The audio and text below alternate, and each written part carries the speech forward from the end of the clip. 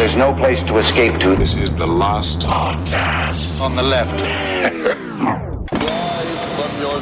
That's when the cannibalism started. What was that?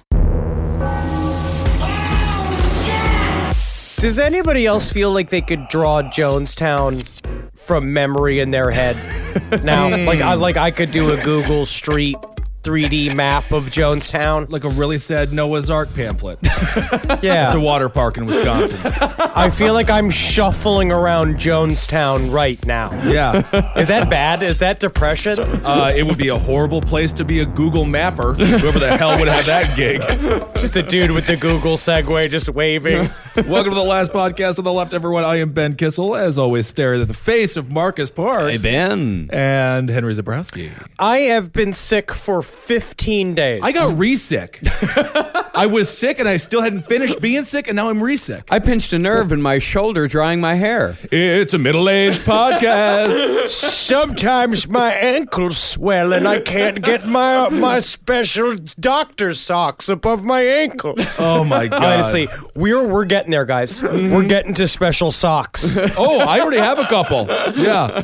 All right, we got to continue on here with the Jonestown series. We're on to part 5. Warning, some of the audio that we're going to play later on in the episode, it's disturbing as you can imagine, so just be forewarned. And of course, we'll treat it with a lot of respect and things like that. And not just continuing, this is the end of Jonestown. It's not like a fun dance number end. No. This is not like was it 9 weddings and a funeral? 4 weddings and a funeral. 4 weddings and a funeral. It's not one of those. It's not Hugh Grant is not going to come out and be like, everyone's going to be like, he's charming. It's very rough. So People's Temple grew for 27 years before Jim Jones arrived in Jonestown in August of 1977. In 1 year and 3 months, Jim Jones would tear down everything he'd worked for. This last chapter of our series is about that time and the end of it all. Honestly, it's an incredible trip because Marcus and I were talking about the breadth of Jonestown over the phone, and part of it's like really you start thinking about it. It's like, wow, he spent such a long time. We said sowing the seeds, being super cult leader, patient, which is what he should have been, and he did great. He was doing great for a long time, and then it took a year for the mass suicide to happen. And in this year, what we're going to cover here is very brutal, and it got dark very, very fast. Absolutely. It is the opposite of the future's so bright, I gotta wear shades. Because in reality, the future's very dark for the people at Jonestown and for Jim Jones himself. But he still and Mr. Muggs. wore shades. But he still wore shades. Now, an important thing to know about Jonestown is that the people there have become quite used to Jim Jones as a constant presence. Jonestown was rigged with a sound system complete with loudspeakers that were connected directly to a microphone in Jim Jones's private cabin. This is, a podcaster's dream. I guess Who wouldn't so. love that constant time to be able to tell everybody, be like, I thought the last Thor movie was fine, but also I thought The Last Jedi was pretty good. Also, Phantom Thread was pretty good. Also, Get Out was good, but it shouldn't have been nominated as a comedy for the Golden Globes just for hours and hours and Was hours. Get Out nominated as a comedy? Was it? Was it? Mm-hmm. It was? Yes. That is news to me. Lil Rel And was this is very funny, but that was... welcome to the newest segment called News to Me by Ben Kissel. It's a horror movie. Yes, of course, Oh, it's a drama. They didn't know how to categorize it because they're stupid. I have to go on a little side rant here. Every time there's a good horror movie, they're like, no, it wasn't. It couldn't be because it couldn't be good if it was a horror film. That's why everyone's like, there's no good horror films. Evidently, Get Out's a freaking comedy. Yes, horror is drama. That's what people don't understand. Horror is just drama. It's just got monsters in it. But this, so remember though, before the 5 months leading up, right? So they sent a bunch of people there to clear out the jungle, and they said that during that time period in Jonestown, they were very peaceful. They were connected to the Lord. They felt very with it. They were in commune with nature. They were out there. They said that the old people there was really hard work, but they were feeling the rhythm of the jungle. Which is, I think, is kind of fun. They were all like, just loving their life, just playing with lemurs and shit. Like they're taking macadamia nuts out of their hands. Right. And then Jim Jones shows up, and it immediately becomes a Jim Jones show. And he is such an exacting micromanager, to use a pedantic term for him. Right. He's crawled up their asses, and then it's 24 hours of his face and his voice from then on. It's like every single person who works in an office, the manager is gone on vacation for a week trying to quit smoking in the Bahamas. Everything works totally smooth in the office. Everything is finished on time. And then as soon as he gets back, it's just more difficult when he's there. Yeah, that's exactly how people describe Jonestown. Now, sometimes on these loudspeakers, they'd play music, like they'd play like Earth, Wind, and Fire, which is like super fun, or they'd play like Perry Como, which isn't as fun. It's relaxing. It's relaxing, I guess, but mostly these people would have to put up with long diatribes from Jones himself. And this was throughout an 11-hour workday. Wow. And when Jones didn't feel like talking, or he was too busy, or he was too fucked up on drugs, which he was a lot, he pulled one of his old tapes out and play that just to keep the constant blather going. Good Lord, it's got to be like living with Sinbad. The only people I'll ever allow to complain about millennials' work ethic are the people of Jonestown, because that's Yes. crazy. No, it was a lot of work, and it was backbreaking work. And then you have to listen to him all day long, which is the cult thing, right? Which is the idea that he Right. becomes your whole consciousness. Yeah. Yeah, well, the weird thing was, though, is that when they were starting to kind of get towards the end, every once in a while, they'd turn off the speakers and just let him talk. And he didn't notice? And he didn't notice. Like the fat kid from the movie Heavyweights? Was it Heavyweights where he was never connected to the, he was just talking into the microphone the whole time? No, I think you're Wet Hot American Summer. Yes. Oh, Wet Hot American Summer. Yes. Oh, that movie's great. Yeah. If he was like too fucked up, they'd just like turn it off and just be like, silence. Wow. Thank Christ.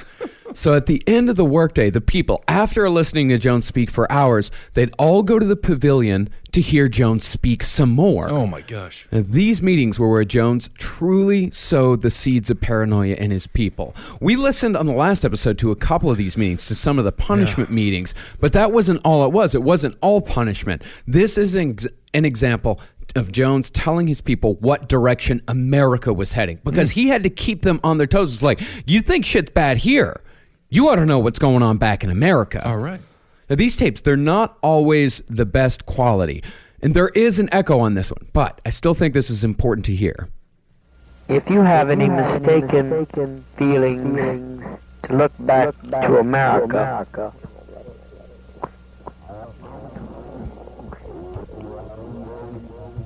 if you have any idea that America has anything to offer, you need to, perhaps you need to hear the housing director that I'd prophesied. I told him the end had come for minorities. I'm just thinking of it spontaneously, so I don't know that I'll find it offhand. I'd quote it just word for word. He sent me a letter. And saying, he said, I hate to say, Reverend Jones, that all you said about what was going to happen to minorities in America is taking place before our eyes. It does sound like an audio sample from a Butthole Surfers song. Yeah, a little bit. It also sounds like if Lou Gehrig really went a different direction with his final speech there at Yankee Stadium. But he would sit on stage. So, have you seen like the movie The Sacrament? They do yeah. a really good job of setting up the actual what the space looked like. It was like an elevated platform that sat in a bunch of loose chairs and tables, and people would stand and stare at him. And behind him, he'd have this big sign that says, "Those that forget the past are doomed to repeat it." It's something like that line. Those who that was don't like, remember the past are doomed to repeat. or condemned to repeat it. So, which is interesting. It was a misquote in the first place. Even if we are misquoting it, he misquoted it as well. We're doing a double misquote. You can't misquote a misquote. I'm pretty sure you cannot misquote a misquote. You can't. But he would go up in there and he'd just pick up the newspaper. And he'd start doing bits like he's like Dave Chappelle. Like he's just doing his extra hours where he is interpreting the news for everyone every single day at the end of the day. And it sounds trippy as fuck. Yeah, it sort of sounds like if Lenny Bruce met Marlon Brando from, what was that horrible movie that he was in where he was covered all white? The Island of Dr. Moreau. Marlon Brando from The Island of Dr. Moreau meets Lenny Bruce, and the entire time, the Wayne from the Flaming Lips is playing bass. Also, it marks the slow descent of when Jim Jones begins to sound like Droopy Dog. Oh. And you will see and when we play some of the more horrible tapes, maybe it'll bring a smile to your face to imagine it's Droopy Dog. We got to get through it somehow. Now, you might think that people would try to verify these claims with their friends and relatives back home. After all, since black people were the majority in Jonestown, their friends and family would probably have heard something about shit like this going on, because Jim Jones was telling them they're getting rounded up and put in concentration camps, and the KKK is taking over towns in America. But all mail going out was censored, and all mail coming in was opened up and read. Anything that went against Jones's narrative, either coming in or going out, wasn't allowed. And that's if people even had the nerve to ask. In fact, most letters were filled with outright lies meant to soothe worries in the United States. When family members whose loved ones had gone to Jonestown got together and compared notes, they found that many of their daughters had all claimed to be engaged to Dr. Larry Schacht, fulfilling the age-old "my daughter is marrying a doctor" dream. Ugh. Meanwhile, it's Dr. Larry Schacht, who looks like Riff Raff from, what's his butts, from Rocky Horror Picture Show. He's got those, like, long blonde hairs on either side of his head, and he's fucking bald up top, and he's walking around with that, "Hey, ladies, so you guys are dating old Dr. Schacht, right?" Right? No, I mean, I know it's fake, but on paper, it's as good as if you're dating me. So, you're my girlfriend, you're my girlfriend, you're my girlfriend, you're my boyfriend. I will not physically touch you. I'm not allowed by dad, but on paper, rock and roll. Kind of sounds like Donald Trump's doctor. Remember that lunatic? Yeah. People in the U.S., they weren't buying that line of horseshit or any other, so they formed a coalition called Concerned Relatives. Oh my God, it sounds like a basketball team from Southern Florida. The Boca Raton Concerned Relatives. But they did a very good job. These are the ones that essentially brought down Jonestown. Yeah, their express purposes were to rescue their family members and hopefully take down Jim Jones in the process. These people were joined by Grace Stone, who'd begun to turn up the heat in the custody battle over her son, John Victor, a.k.a. John, who by this time was being referred to as the child god in Jonestown, which gave the fight for his custody even more gravitas. All right. Then, Jones was faced with his highest profile defection yet, longtime lawyer Tim Stone, who had finally gotten tired of Jim Jones's shit after Jim accused him of being a CIA double agent. Ooh. That's what got him mad. Was that after all of this bullshit, he got mad because Jim Jones decided to paint him as a fake villain with Tim Stone's knowledge within the cult. But what we're finding out here is that, I mean, number one, Tim Stone was never really happy with the fact that Jim Jones fucked his wife and they had a kid. Yeah. He signed that affidavit. Didn't quite get over that saying, one, huh? No. Not that little hurdle there? It seemed to always come up, especially when you watch your fat, weird little boy being called the child god, and you're just standing there just being like, you know, I made him. I wish I could have made him. You know what I mean? I wish I'd given it a shot to make him. But he got so mad that he went back to Grace Stone. So he would go on these trips for Jim Jones, like doing various coordinating things, and he started taking more and more time to do his own bullshit. And so he went to Grace and said, listen, I know this is a problem. We got to go get John out. And they joined forces. And Tim Stone, being the super fucking aggressive lawyer that he was, which made him such a useful tool for the People's Temple, is now made him like the only real true enemy that Jim Jones can't handle. Mm-hmm. Yeah, okay. So in response to Tim's defection, Jim Jones, I mean, he's going against this high-powered, extremely aggressive lawyer. This guy was an assistant DA in San Francisco. He's not fucking around. But the best Jim Jones could do was like, He subscribed to gay porn magazines in Stone's name and had him sent to his address. Is he Bart Simpson? What is going on? Yeah, he released an affidavit saying that Stone had made fun of the Guyanese prime minister. I mean, he does have big feet. I So guess. he just wrote a long thing being like, okay, guys, how do we roast him? How do we roast the Guyanese prime minister? He's got big feet. Yeah, okay, you got clown feet, you asshole. Write it down. Write that down. That's a good roast. That's a good rib. He's joking, but he did that in kind of Oh a my roundabout sort of God. way. Jim Jones got them all together, all of the people, and had them write essays about how they would kill Tim Stone. And then he had them read it aloud during meetings. Well, that's kind of fun. Actually, it's better. It is. Yeah, that's it's nice not to the, get everybody together with an activity. Yeah, not the worst of all the activities they had to do there, I suppose. But when King God Jones talked to his people about Tim Stone, he'd never say that Stone, and by extension anyone else, could ever hurt Jim Jones. It was all about what Stone was doing to them, to People's Temple. Here's an example. I could kill him. I could really kill him. Literally kill him. He's a son of a bitch to do what he did to me, to this people. To do what he did. I don't give a goddamn to me because it's you that he can't hurt me. I wish it was just me and him. Goddamn his ass. I'd drive him crazy. But I've got to watch every move I take because it could hurt a Gene Brown or Leona back there or a Guy Young or a whole host of other people. Lots of people back there at Alice that need a chance, a Dennis that need a chance, on down the line, of Louie Davis, on. I'd get him tonight. Oh, I got the man that'll get him. All I got to do is say the word, go. I love those people too much. It's not worth it. His white ass ain't worth it. Let him live. Yeah, but the only one little catch to that. If he ever gets in a court of law, he can hurt you more.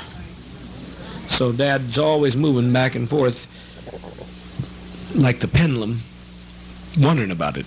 It's not an easy decision. I am saying pendulum from now on instead of pendulum. It is interesting. You could see him make shit up as he goes. Yeah, right. You could see him do the thing where you go, I'll go get him now. Let's go get him right now. If I can go get him, if I want to. He's right over there. You can't see him? He's just like Spider-Man. That's why I wear these sunglasses, because I can see invisible Spider-Man. And you better watch, because I've got 9 more invisible Spider-Men all over this compound. Yeah, he sounds like Harry Carey fuck Charles Manson or something. It's very weird.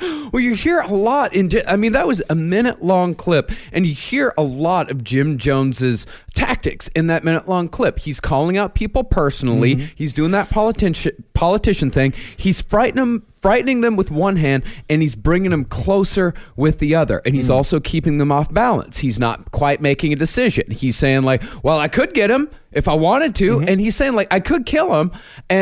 But then he's also saying like, but there's only one problem with that. What if he gets into a court of law? But that's the thing. You just said you'd kill him. Right. If you kill him, he can't get into a court of law. Well, Marcus, you mentioned how he couldn't take him to court if he was dead, but now I'm thinking about a great new movie, Ghost Court, which we could have Dan Aykroyd. That's a really good idea. Litigation for ghosts. Yeah. That's kind of fun. It's like Night Court, but with ghosts. With ghosts, yeah. No, it was not all bad days in Jonestown. Fielding McGee, this guy, Fielding McGee. You had a conversation. You had a 2-hour conversation with him, which was great. What is the institute that he's the head of? The Jonestown Institute. This Okay. is the guy. He is the principal researcher for the Jonestown Institute, which is an achievement of research. This guy, he has been transcribing these tapes, these Jonestown tapes, for decades now. He's been Lord. going through Yeah. them and transcribing them. And he sounds like it. You went, and I listened to the interview that you guys did, and I could not have heard more nerd kissing in my life. The two of them just so interested. They're so excited to talk to each other. And Fielding could just name off tapes. And he was like, oh, yeah, that's the tape from May 15th, 1974. And he's just like, it's crazy, his knowledge. And he shed a lot of light on the story It's for like us. it's like when Tori Spelling's character from Saved by the Bell dated Screech.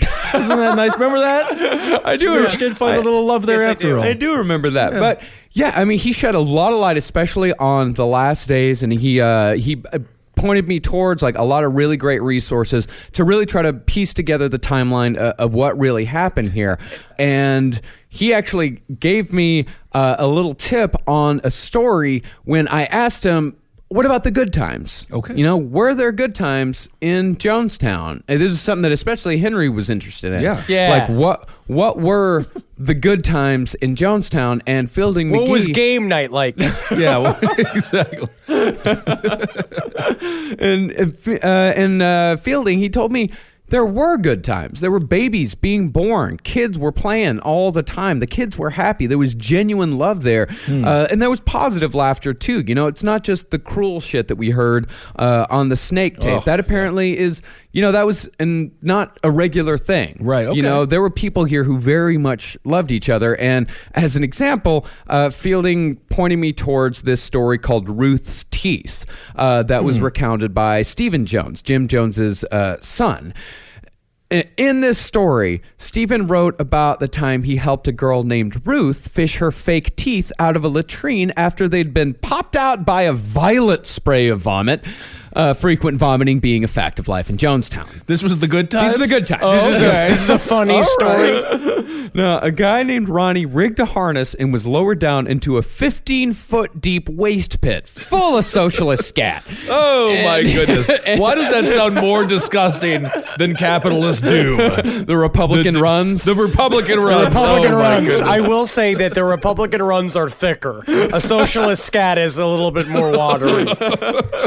All right. Well, this guy, Ronnie, working with Stephen, he managed to swing down and he plucked the teeth that rested on a pile of goo. All for this girl, you know? And they said they were laughing the whole time, just like, can you look at what the ridiculous shit we're doing? Like, this is what we're doing down here. It's like a deleted scene from the animated movie The Rescuers. But with more piles of fetid jungle shit. No, the point of this story is that these people would do anything for each other, and they would, you know, and it's sweet in that way that these people would do absolutely anything for each other. But these were the good times, you know, like it was a hard life. Yeah. No, and some didn't mind it, and some people loved it. Some people like took to it. They were saying like it's weird how like these people from Indiana, like that was a part of the 5 months before. Right. There were people who were like, I'm a jungle person. Yeah. I thought I was a Gary, Indiana person. Right. But in fact, I love palm fronds. I love bugs. I love sweat all over every single crease of my body. And they love it. Yeah, they absolutely. But loved many it. people did not. I could see. I watched Planet Earth 2 last night. It's great, and- right? Yeah, it's great. It's a little Jonestowny there when they get to the forest. Well, the people who didn't love it, Jones made it very difficult for them to leave. Oh. First of all, he had all their passports, all their money, and all their valuables. Some even tried leaving regardless, just going out into the jungle and seeing what the fuck would happen because they knew there was a railroad not too far away, a few miles out. If they got to the railroad, then maybe someone would pick them up. Maybe they could hitch on a train. But a lot of times these people were brought back, quote unquote, for their own good. Like, in fact, like 2 teens who tried to escape through the jungle, they were caught, they were brought back, and they had to wear leg irons for weeks. I don't really understand how they don't have things like there's certain foods they don't have. There's stuff that they can't get on the like they can't get toilet lids, Right. but they can get leg irons. Yeah, that's interesting, huh? It's like very difficult to find leg irons if you don't have access to an eBay. I don't even think can you even get them on eBay? I don't even know. Oh, yeah, think you can so. get them on Okay. eBay, yeah. And Jones was also just casually mentioning in meetings, like, for example, when he was talking about Tim Stone, that people who betrayed him should be killed. What was that last part, Jim? And he's They should be killed. It's simple as that, my dear. They should be killed as soon as possible. And he's waving a fucking gun around, which is he's just throwing this shit like out there like it's casual. Yeah. Honestly, he sounds like a dude running for the Alabama Senate. Waving a gun, be like, they should be killed. Yeah, and that's not something that we've really mentioned is that Jones had a gun on him a lot. All right. Big 357 Magnum. And he sometimes just kind of twirled it around during meetings. And one night, he was speaking in a meeting. It was like 1 a.m. These people had worked 11 hours. He'd been speaking for hours upon hours. And so people were falling asleep. So he just fired the fucking gun gun into the air and said, y'all, you awake now? That'll work. You ready to listen to me now? I had a history teacher that had a big stick. He had this big bamboo stick that he used to keep next to his desk, and if somebody fell asleep in class, he'd smash the stick down on the desk and wake him up. Was your history teacher Sabu from ECW? What? That's insane. Yes, he was, Mr. Sabu. Dr. Sabu. Oh, okay. And he actually got his doctorate. Well, Jones was casually mentioning that he would kill anyone who betrayed him, and of course, leaving was a betrayal. Right. And a lot of the rank and file, they didn't give a shit who left. They were saying like, you know what? If they want to leave, let them leave. Yeah, more food for them, right? More food for us. We love it here. These people who don't want to stay here, they're nothing but trouble. We're spending so much time punishing them and trying to get them to love it here. Let them go. By the way, update on Nothing But Trouble. It's at 5% on Rotten Tomatoes. It's actually gone down, and I think it's because How has it gone down? I don't know. I think it's because we're driving people to watch it, and they are accurately giving it the score of tomato at Rotten at 5%. It's gotta go back up. Yeah, no, I think we are actively making the Rotten Tomatoes score. Although worse, Jackie yes. Zabrowski from page 7, I don't believe she'll need to get that tattoo, which she has been entertaining for a long time. So very good. Well, for most of these people, they could have lost 200-300 people and they wouldn't have cared. Whittle it down to the true believers. But for Jones, even one was too many, as we'll see. So when the legal pressure from the custody battle finally made its way down to Guyana, Jones stepped things up, taking his old assassination trick to the next level with a full-fledged fake invasion. And if it wasn't so fucking horrible, it would have been kind of fun. Because think about this. It's, again, you got a couple assault rifles. You got a bunch of people out in jungle compound anyway. They are kind of itching for some action. I mean, I maybe would. It'd be kind of fun to walk around with like little the black marks of the camouflage on my face, jumping out of things, being like, gotcha, jungle cat. Gotcha, jungle monkey. Like, it's like attacking things. Like, that would be fun. Yeah, but it wasn't like that. They're just kind of wargaming. Yeah, right? they're kind of wargaming, but they think it's real. And I think for a lot of these people, I think Henry hits on a good point there, is that I think for a lot of these people, like, half of this is the sense of adventure. Right. It's adventure that they're in the jungle and that They're from Indiana. They're from Indiana. Like, these are people. This is exciting shit. Yeah. You're down in the jungle. You don't know what's going on. You hear these kind of half convoluted stories from your pastor, your father now, who you now believe to maybe be touched by God. He is there telling you all of these truths about how America's turning into a concentration camp, like fucking warehouse. That is just what's happening.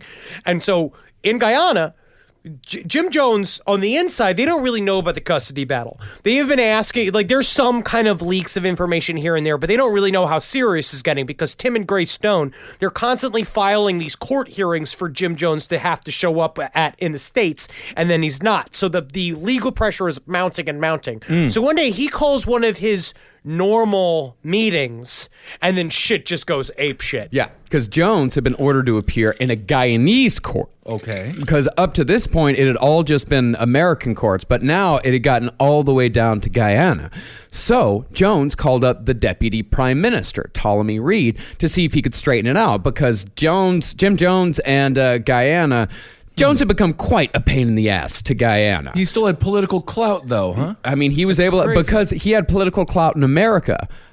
So it translated down to Guyana.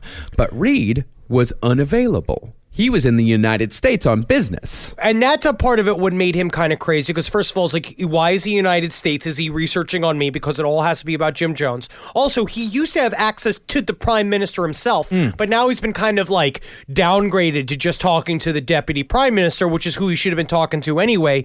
And so Jim Jones also believes that there's now an inner conspiracy in the Guyanese court system coming to get him. And also, Guyanese court would be a great sister show to Ghost Court. That's not, like, I honestly think that would also be a very fun night court, ghost court, Guyanese court would be a lot of fun. Yeah. I mean, Jim Jones, a rational person would have thought, it's like, okay, this guy is a high-ranking government official. He's probably in the United States on business that has nothing to do with me. But Jones could not imagine these people to be going to America for any reason other than Jonestown. Okay. He figured in his mind, in his paranoid mind, that either Reed had gone to the U.S. to collude with the United States government, or he'd been taken prisoner in a United States-backed coup. Oh, yeah. We always want the deputy prime minister of Guyana. That's a big get. Yes, we got to get it. Yeah, but it didn't matter which one because the reason behind either was singular, Jonestown. Right. And so Jones called out the troops. To make things real for his settlers, Jones brought out the false flag and had his son shoot in his direction from the tree line. God, that's got to be so fun as the son, is you get to go shoot the guns. It's like finally they have all these guns that they're not supposed to use because technically their code name for them is Bibles. That's what they say. That's what they call them on the ham radio. And so they've got these crates full of quote unquote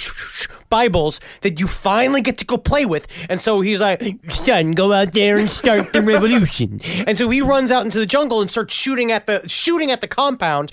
And then he's like, fuck it. All right, guys, we're mobilizing. So either his son is a horrible shot or a great one. He's a great one. Good and Lord. Furthermore, Jones didn't tell his private guard that his son was taking the shot at him. So when his son took the shot, the guard started firing in Jim Jones Jr.'s direction. So he could have very easily been killed here. Well, if they were the animated bullets from Who Framed Roger Rabbit, that's kind of fun. That's the third time you've ever brought that up on this show. And I will. Thank you. That is a reference that I don't understand why it is. That is logged in your brain. I love that movie. So do I. Jessica Rabbit. So for the next 6 days, Jonestown was under siege, as far as they knew. Jones said that the Guyanese troops, working with a team of mercenaries, were on their way at that moment to take away John Victor. Now remember this. So this is what's happened here. The Red Guard, which is their group, right? The guys that are like their security team, has grabbed all the AK-47s that they have hidden. Most of the people in the group didn't even know that they had. All of a sudden, guns are everywhere. They are being marched in military formations in front of and around the pavilion and on the grounds of the entire Jonestown compound. How many guns? No one is allowed to sleep. How many guns did they have? Not as many as you'd think. Okay, 'cause I'm picturing like everyone is loaded, armed to the teeth. No, It's like not 25 guns. Yeah. Oh, okay. It's like 25 to 30 guns. Yeah, it's not Branch Davidian. Oh, arsenal okay, here. all right. No. Yes, it's just, I'd say, 6 short of a stockpile. Like, to me, a stockpile officially is 100. Yeah, right? sure. Would you call that legally, maybe? Yeah, I think that's a Texas Baker's dozen of guns. Yes, a smattering is 6. So I would call a smattering of guns. They had like a standard pile of guns. Okay, a pile of guns. A large collection. Okay. Yeah. And so you have to remember, everybody's running in military formations, and they're being kept up. No one is allowed to go to sleep. Everyone's on full alert. Yeah. And then nothing happened for 2 days. After nothing happened, Jones told his people that they were all going to go to Cuba. Well, because he just made shit up. Yeah. Everybody's staring at him. Everyone's been up for 2 full days. He finally says, like, okay, remember, y'all, there's a boat that will take us all to Cuba. And he just made this shit up, saying we have to go to the Port Kaituma, and there will be a boat waiting for us that's going to take us to our communist homeland. Yeah. So he mobilizes all these old people in the middle of the night to march through the jungle to Port Kaituma, which is like a 2 to 3 mile hike through solid jungle. I think it was longer than that. Good Lord. I think it was more like 5 to 10. But yeah, he's improvising because he has to do something. How reasonable is the idea that they could go to Cuba? I mean, somewhat reasonable in that he's telling people that Cuba is a reasonable idea. They think, But that it's not. It's not. Okay, because Guy Fieri was just there. I watched the Triple D, and Guy Fieri was there. It looked nice. Yeah, so he's improvising. He's like, all right, we're going to Cuba. Everyone get there. And he takes them to Port Kaituma, and he actually starts loading them up onto the boat. But then an old lady fell and broke her hip, and the whole thing was called off. They're like, all right, everyone back to Jonestown, which, sometimes Jones, he was a master improviser, but just sometimes it just didn't work. No kidding. I wish we could get across, because when I first read it in The Road to Jonestown, again, if you are really interested in this subject, there's stuff that we're even kind of glossing over that's in The Road to Jonestown. Also, Raven's a fun read, and if you go into the Jonestown Institute, you're going to see a lot of even more what Road to Jonestown kind of even glossed over.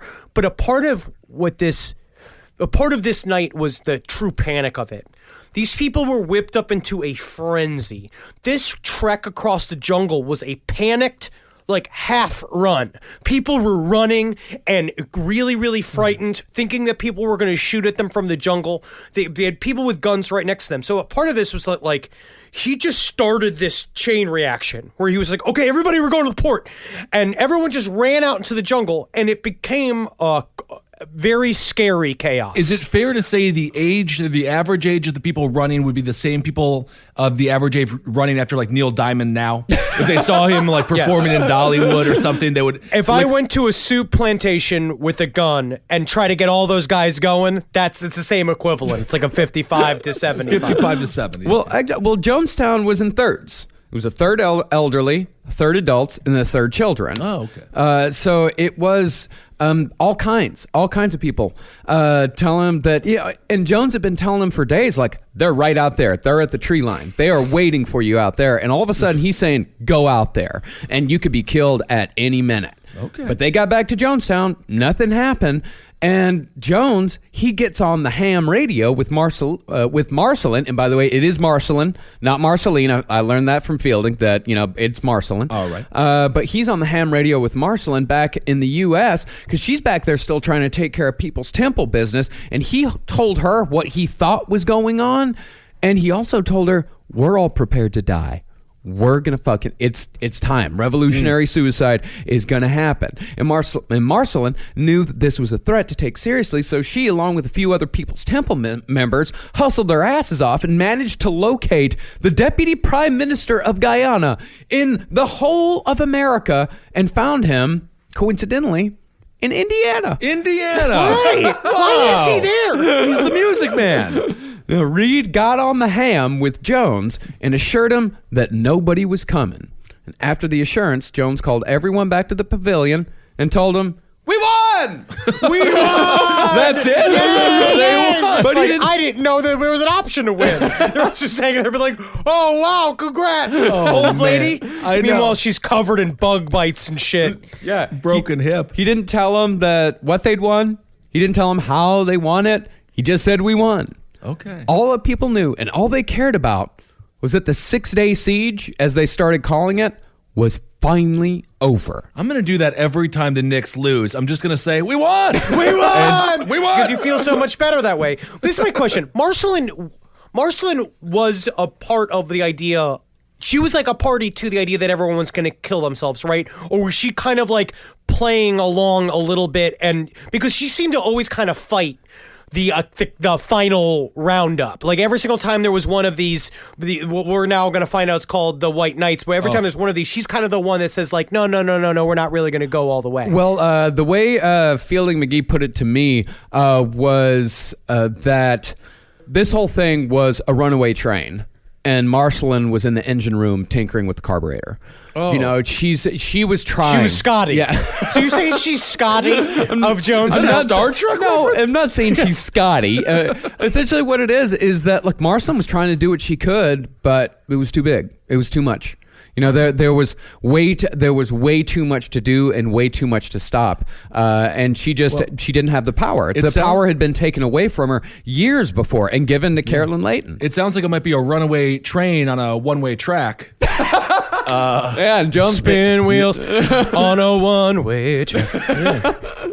Feels like we should be getting somewhere. Find out it's not a here nor there. Runaway train, never going back. That's honestly a really good soundtrack. Yeah, I love for that the rest of the episode. We began the episode as old men, and we've middled the episode as old men. We are just representatives of the lithium generation. And I think that's important. We're holding the line. But the beginning of all this shit, the beginning of the 6-night siege, when Jones called his people to the pavilion, that was the first of what came to be known as the White Knights. All right. And that's Knights, N-I-G-H-T. White Knights were emergency meetings, something Jones called when there was a defector or there was a problem back home, or whenever he felt like he just had something important to say. Oh, I feel like that happened a lot. It did. Well, White Knights were like the elevated one. He always had important things to say, Marcus. So he was always talking late at night. They always had the night sessions. White Knights where it became, again, we're joking around as always. We're a bit of jokesters, but the serious quality of the White Knights is something we have to get across too. Yeah. Where it's like, this was scary shit. The 6-day siege, it became to known, was 6 days of pure panic that drove people to the edge of pure exhaustion. Like, a part of what's happening here is that people are so tired and so brainwashed and upset that they don't really know what they're doing. They're kind of moving automatically. They're getting guns put in their hands. They're getting pushed towards the jungle. They're kind of running back and forth like in these weird military scenarios. So these White Knights, every single time it happened, like they would say it felt like you could feel the feeling in the whole compound kind of wash over. That it's just like where it's like when a comedian does being like, now on a serious note. That's like what Jim Jones was doing. Yeah. It's always my favorite part of every comedian's set. I always love a comedian's lesson because comedians are philosophers and they are very important, and they're the ones that really, they're role models. And I think they're too important to be, we should be protected by the government. I agree. And why isn't the plane? Why isn't the whole plane made out of the black box? Why isn't the whole plane in the black box? Yeah. And eventually these White Knights, they would take on a much darker purpose than just scaring people. Now, White Knight was not the first name. It was developed through the Jim Jones method, which was just keep saying shit until something sticks. The first name was Omegas, but that signified an end, which went against Jones's whole reincarnation bullshit. Then he tried alphas, but that didn't have the same pizzazz, that same element of danger. Because, like, Omega, that sounds tough. Yeah. It's kind of fun. It's kind of fun. And alpha, but alpha's very 4chan. Yeah. Next was Black Knight, much scarier. But he was worried about the racial connotations in that. Okay. But he finally got it with White Knight, which sounded mysterious, foreboding, and again had that little racial edge to it, subtly referencing the race of the people who were coming to get him. It also kind of sounds like one of those things that Party Monster guy would go to in the Village in like 1994. Michael Alec, yes. He's doing fine now. He's doing great. He's out. He's doing great. Yeah. Well, White Knights had the explicit purposes of terrifying members and keeping them constantly off balance. The point was to mentally exhaust people to the point of ultimate surrender. These people never knew which White Knight would be their last because Jones always made sure they knew the end could come at any moment. In one meeting, and who knows if this is accurate because Jones just spouted bullshit, Jones said that these people had gone through 84 White Knights together over the course of a year. Can you imagine that's a that? lot. Yeah. Multiple times a week, these people are doing this. Now, Jones even made them write essays with titles like, What I Would Do If This Was the Last White Knight. These people obsessed over it, and they were terrified of it. I'd tell you what I'd do. I'd probably ask Becky to dance with me. Because I never had a chance to dance with Becky. All right. Oh, that's enough. That's enough, Tom. You asked me what I would do if this was the last White Knight. Oh, I love singing Tom. And part of why they were so terrified of him was because the first one lasted, as we said, 6 days. That's 6 days of constant terror, all because Jones's ego could not imagine the Guyanese government doing anything that didn't have to do with Jonestown. Can I ask a question? How many of these things do you think came out of a genuine concern that there was a real conspiracy going on, or was it about Jim Jones essentially needing activity? I think this may be a 50-50 slice here between him being truly paranoid and driving these people, and I do think at some point he does believe the thoughts that come into his head, that he thinks that he's channeling shit, but there's also a part of me thinks that he just likes the action. Yeah. And he likes getting everybody revved up because it makes him, it basically gets him horny for how much power he has. Yeah, how much of his own bullshit is he taking seriously? It's hard to know. I mean, that's one of the things that it's impossible to know how much he was actually taken seriously. We can guess, but Fielding McGee said that he thought that he was taking himself pretty seriously until Brazil. Oh, until he failed over there. Oh, okay. well, taking himself seriously as in he was a Christian. McGee believed that Jim Jones did believe in everything, and we talked about that in the first or second episode as well. That Brazil was the turning point for Jim Jones, but at this point, and another thing that McGee said is that every time you talk about Jonestown, you're faced with 10 more existential questions that will never be answered. It's just such a gigantic mystery. Yeah, why do you park on a driveway, but you drive on a parkway? Yeah.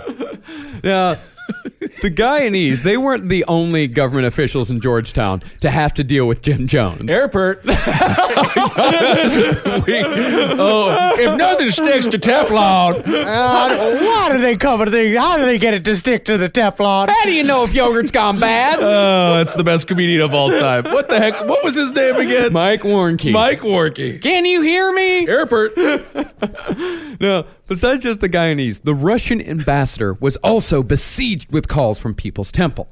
Now, the Russians gave the People's Temple a little attention because they were fellow communists. They sent a Russian reporter, but the only question the reporter asked was, where are all the TVs?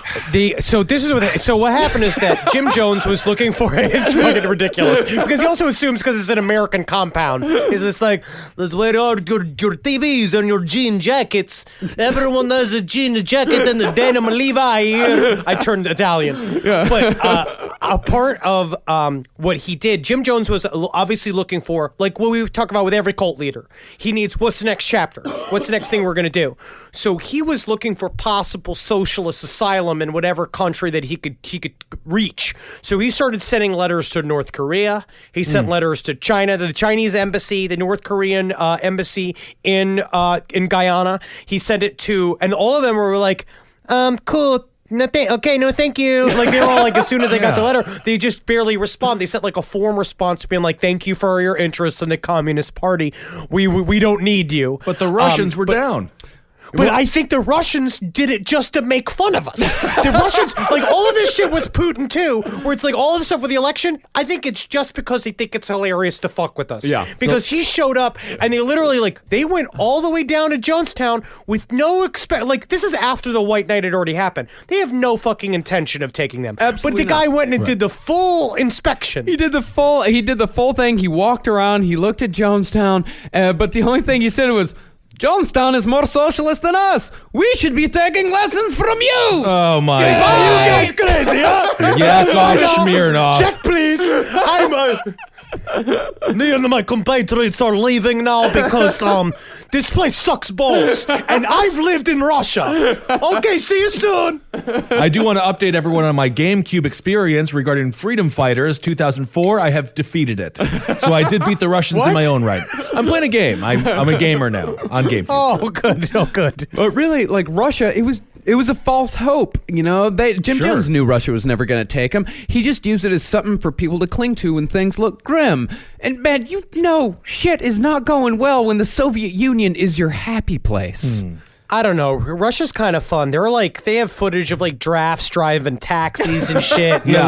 And AK-47s being used to cook eggs. It's like a fun place. If you want to have a great YouTube hole experience, Russian Dash cam videos. dash cam videos. Yes, the amount of rage that they drive with. I don't even think they have gas in those cars. It is simply hate. Now, the State Department was also getting involved, but in a very half-assed capacity. They sent representatives to see if people were doing okay, but all they got were stock, "We're doing great, everyone loves it here" type of answers. Now, People's Temple, they actually had public rehearsals for when people came investigating, whether it be the State Department or reporters, with the questions being asked by Jones himself in what he called his reporter voice. All right. Tell me, do you put people in boxes here and bury them in boxes? Have you ever buried anybody in boxes? No. I'd look more shocked. I'd look more shocked than that. No, we haven't. You know, I'd say, why, hell no, or sakes not, huh? I'd say, what? Hell no. Somebody, what prompted that question? Say some of these rotten news stories. Say in the first place, say how you gonna put somebody, even though we got ideal temperature, 76 degrees with trade winds, how you gonna put somebody in the ground, under the earth, in a box, and keep them alive? That's silly, man. That's crazy. See what I'm saying? It don't make no sense. You could put nobody in a box under the ground like Debbie lied. You can't do that. You couldn't put nobody underground in a coffin. Shit, I'm surprised these fools print this shit. Anybody with the right mind ought to see through it. Okay, I've stamped on you long enough. Now, first of all, that's just blank slate. If you need to get out of anything, the standard response has got to be, what? What? Hell no. Hell no. Like, it's just like, that's how you know for a fact that you don't believe in what they just said. What? Hell no. That was Stone Cold Steve Austin's catchphrase when he ran out of ideas. But that's no fault of his own. He had a lot of good ideas. But another thing to remember here is, think about what he just said. He is coaching them to tell reporters how insane and horrible it is. The idea that someone would put somebody in a box and you would torture them and yell at them outside of this box and put it on the ground. How insane. There's no way you have that. But in reality, they did do that. Yeah. Right. They did do that. So this is the kind of control he has, is that he is telling you to tell everybody how insane the idea is of the thing that you already did. And it's the cognitive dissonance is insane. Right. Like what you do, you're putting them in a whole other world. Like that was somebody else. It's like you're compartmentalizing their whole reality. Now, the State Department said one of the reasons why they never pushed too hard was because they didn't want to impede on the religious freedom of the settlers. Okay. But I don't think there's really a lot of truth to that. Ironically, I think the reason why they didn't push was because the government didn't want to deal with a bunch of San Francisco hippies living out in the jungle, and they just hoped it would all work itself out. It could have been. I mean, that's a logistical nightmare for them also, Yeah. right? What would that look like? I mean, lawyers have to be brought in. You know, there's all kinds of legal ramifications here, like constitutional ramifications here. Well, you can kind of almost see the line of thought about how maybe this is even influenced later on why they dealt with Waco the way they did, where it's like essentially they did a hands-off policy with this one, and then 900 people died, and they just kind of assumed the jungle will handle everything, and they were afraid of the legal ramifications. But then with Waco was a total fuck up too, but it was the opposite side of the fuck up, where it's like this is just them trying to figure out what to do, and they don't know how to handle this shit. Yeah. I think they actually got it right with that old Bundy clan. Remember that? Where was it, in Oregon? In Oregon, yeah. Yeah. I mean, they just kind of waited them out, and I think the most of them are in jail now. I mean, Jonestown was too soft and Waco was too hard. They went way far in the other direction. Because, I mean, the CIA was not after Jim Jones because the CIA usually doesn't waste time with failures. I mean, they might have paid attention had Jones reached national status and actually started changing shit, like what happened with Martin Luther King. But I seriously doubt the government gave even the tiniest fuck about some raven asshole shouting in the boonies in South America. Okay. Do you think they would have cared if he would have stayed in America? Maybe. Yes. Yeah. Yeah, I mean, well, things were mounting in America. Because remember, you had that big article in San Francisco came out. And now in America, that's a part of what's happening here is that the pressure from America is really, really increasing. Okay. There's more and more people looking into the cult. The cult had it's becoming kind of like the topic of the day in America of people obsessed with People's Temple. Yeah.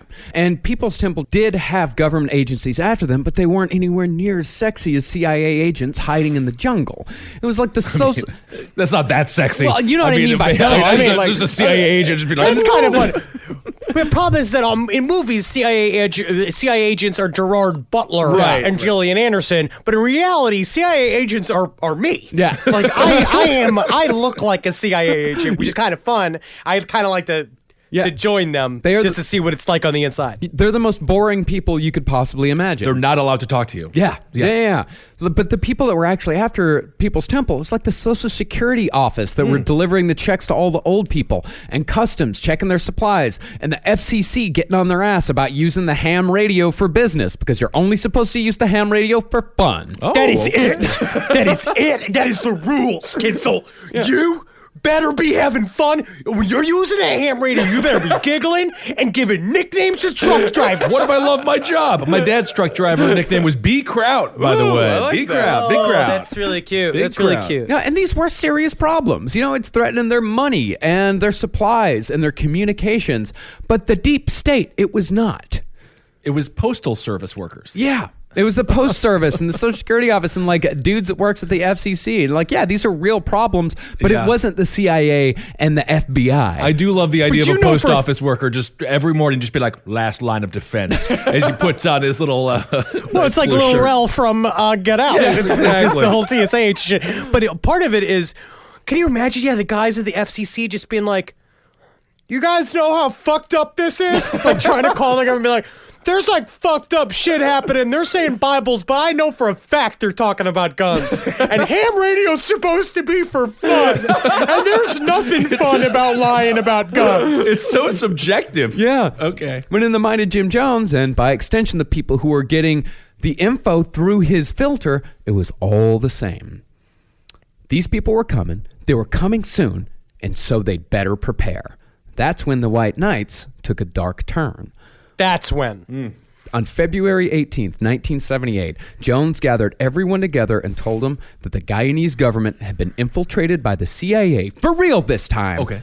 and that soldiers had begun gathering at Port Kaituma.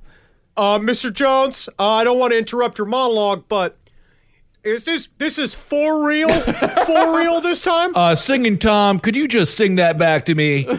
Is it for real? For real? This time? Oh, you got to believe. That's enough, singing Tom. This time, though, nothing was done. No troops were deployed, no sentries were mounted, no exodus was spoken of. And after a few hours of making people wait, Jones left, went to the radio room, and came back to tell everyone that the troops were advancing. They were coming, and they were coming now. He might as well just picked up his hand and done like the phone motion with his like pinky and thumb, being like, I'm gonna call the Guyanese government and make sure I know what's happening. Beep boop boop beep boop boop boop beep boop. I'm seriously dialing the phone, y'all. Yep. Hello. Yep. We gotta kill everybody now. There's definitely a thing happening.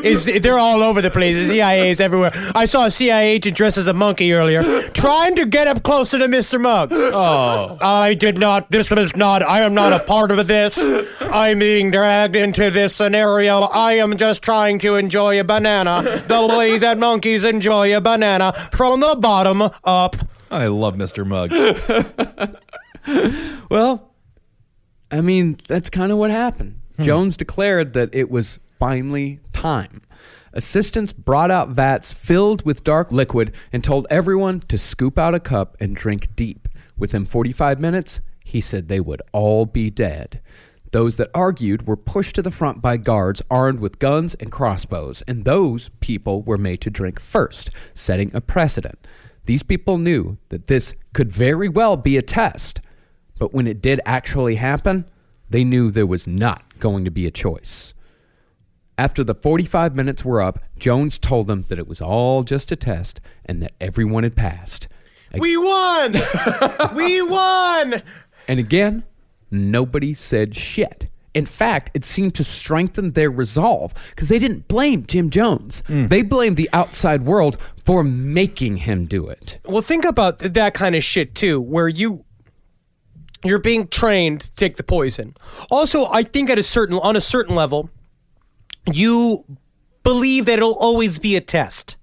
I don't think that they truly let it digest that it was really going to happen. They thought it was a thought test, I think, forever. And it wasn't until, we'll say on the final one, was the tenor was so intense, mostly just because of the level of armed guards that was kind of forcing them to do it, that they realized it was for real. But I think up until then, they thought it was always going to be shit like this where he's just teaching us a lesson. Now, we don't have enough time to go through every stressor that led to November 18th, 1978. Jones had lawsuits, threats, and a steady drip of news stories out of San Francisco, all of these coming one after another after another.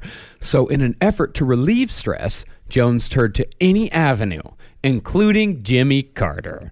Really? Yeah. Jones wrote Carter a 5-page letter titled Urgent, Urgent, Urgent, that told Jimmy about all the problems he was having with the custody battle, making sure to let Jimmy know how and why he had sex with Grace Stone. If you want to get his attention, you say peanuts, peanuts, peanuts. No, I'm just a simple peanut farmer. And I've read your urgent letter from you, Mr. Jones, and I have to say I am glad that Grace Stone has been dutifully sexually satisfied. But I'm trying to put solar panels on the White House, and I'm getting much pushback. They don't like it. I don't understand. Can you help me, Jim Jones? This is my Jimmy Carter impression. which is getting worse and worse. Oh, Jim Jones, you just send him those sunglasses, put those on top of the White House, I'll tell you that. Jimmy did not respond. He did not. He did not. He was busy. He was the busy. president. He was busy with the The whole... president didn't respond. That's weird. Well, the drugs were taking hold as well. Once, Larry Schacht caught Jones in his room, combing his hair, saying he had to make sure he looked good for his upcoming visit with King Hussein of Jordan, who was coming to visit Jonestown. No kidding. Yeah. Okay.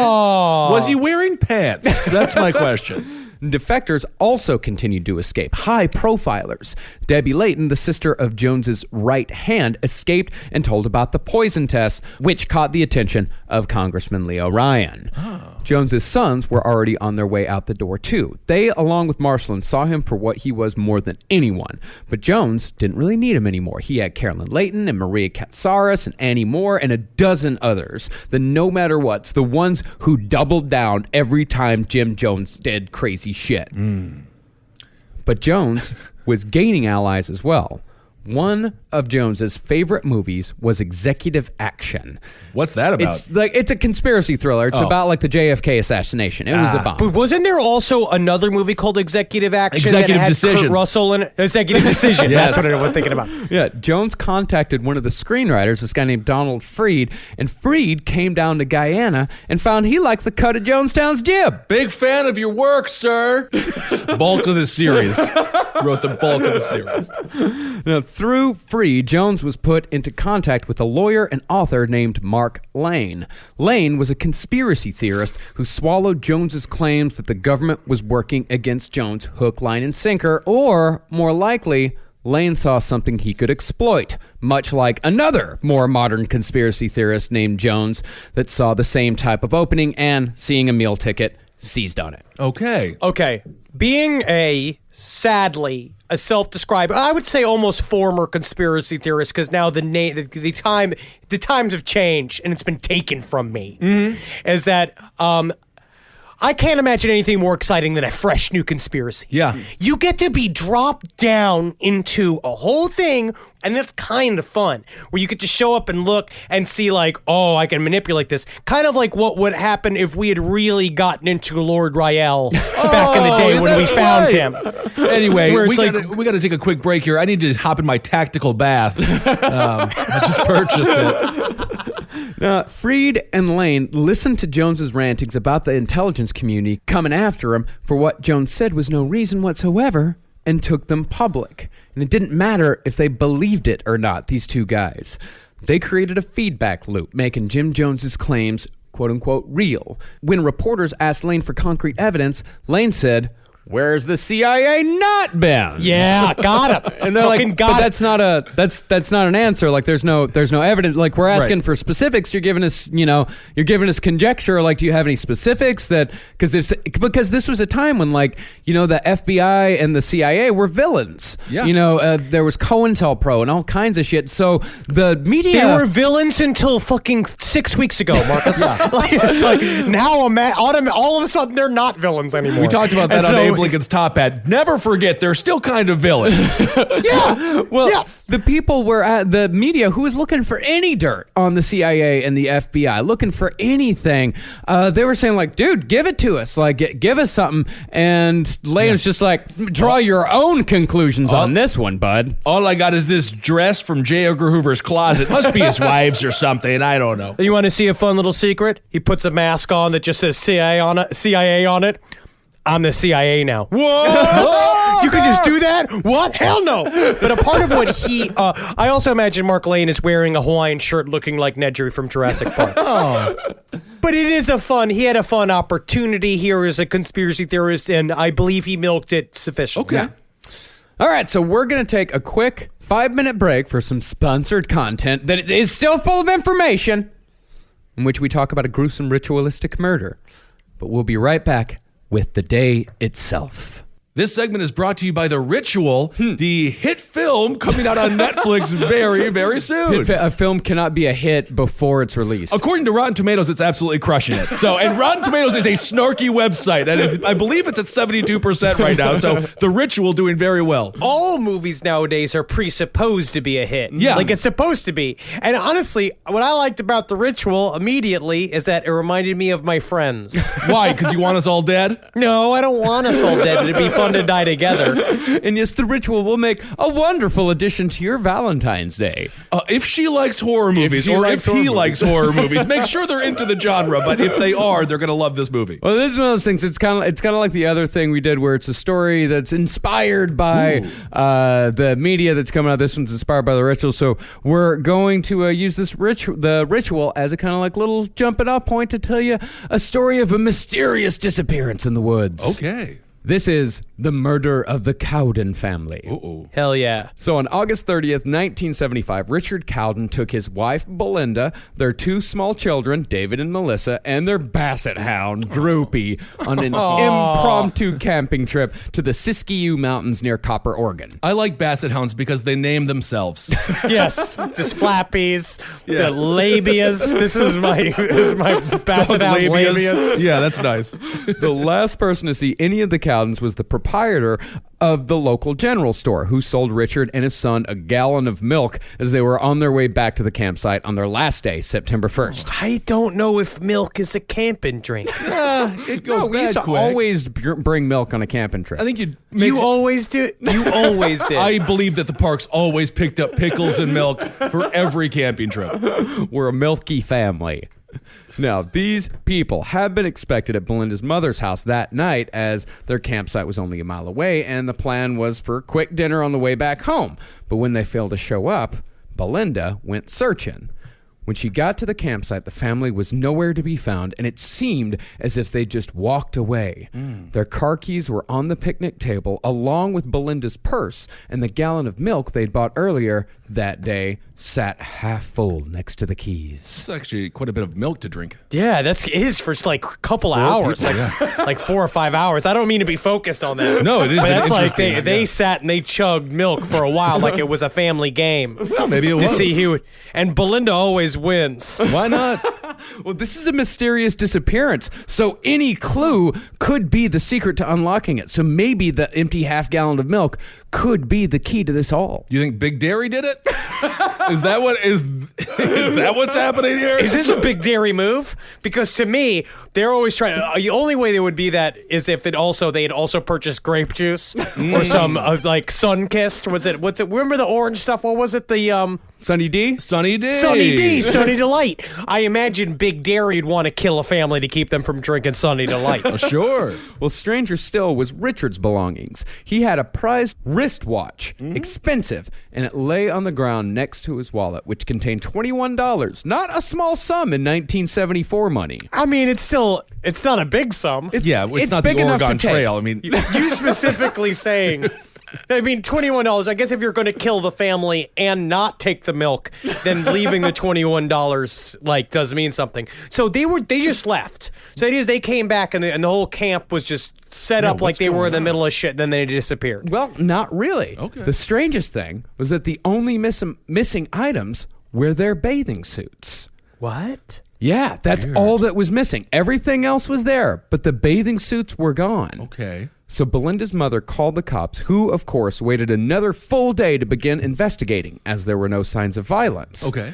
It wasn't until the Cowden's basset hound, Droopy, showed up scratching at the front of the Copper General Store that cops finally took the whole thing seriously. Was it covered in all the bathing suits? Did the dog steal the bathing suits? That's a good question. For 8 months, the police had not only no leads, but no evidence that anything had even happened.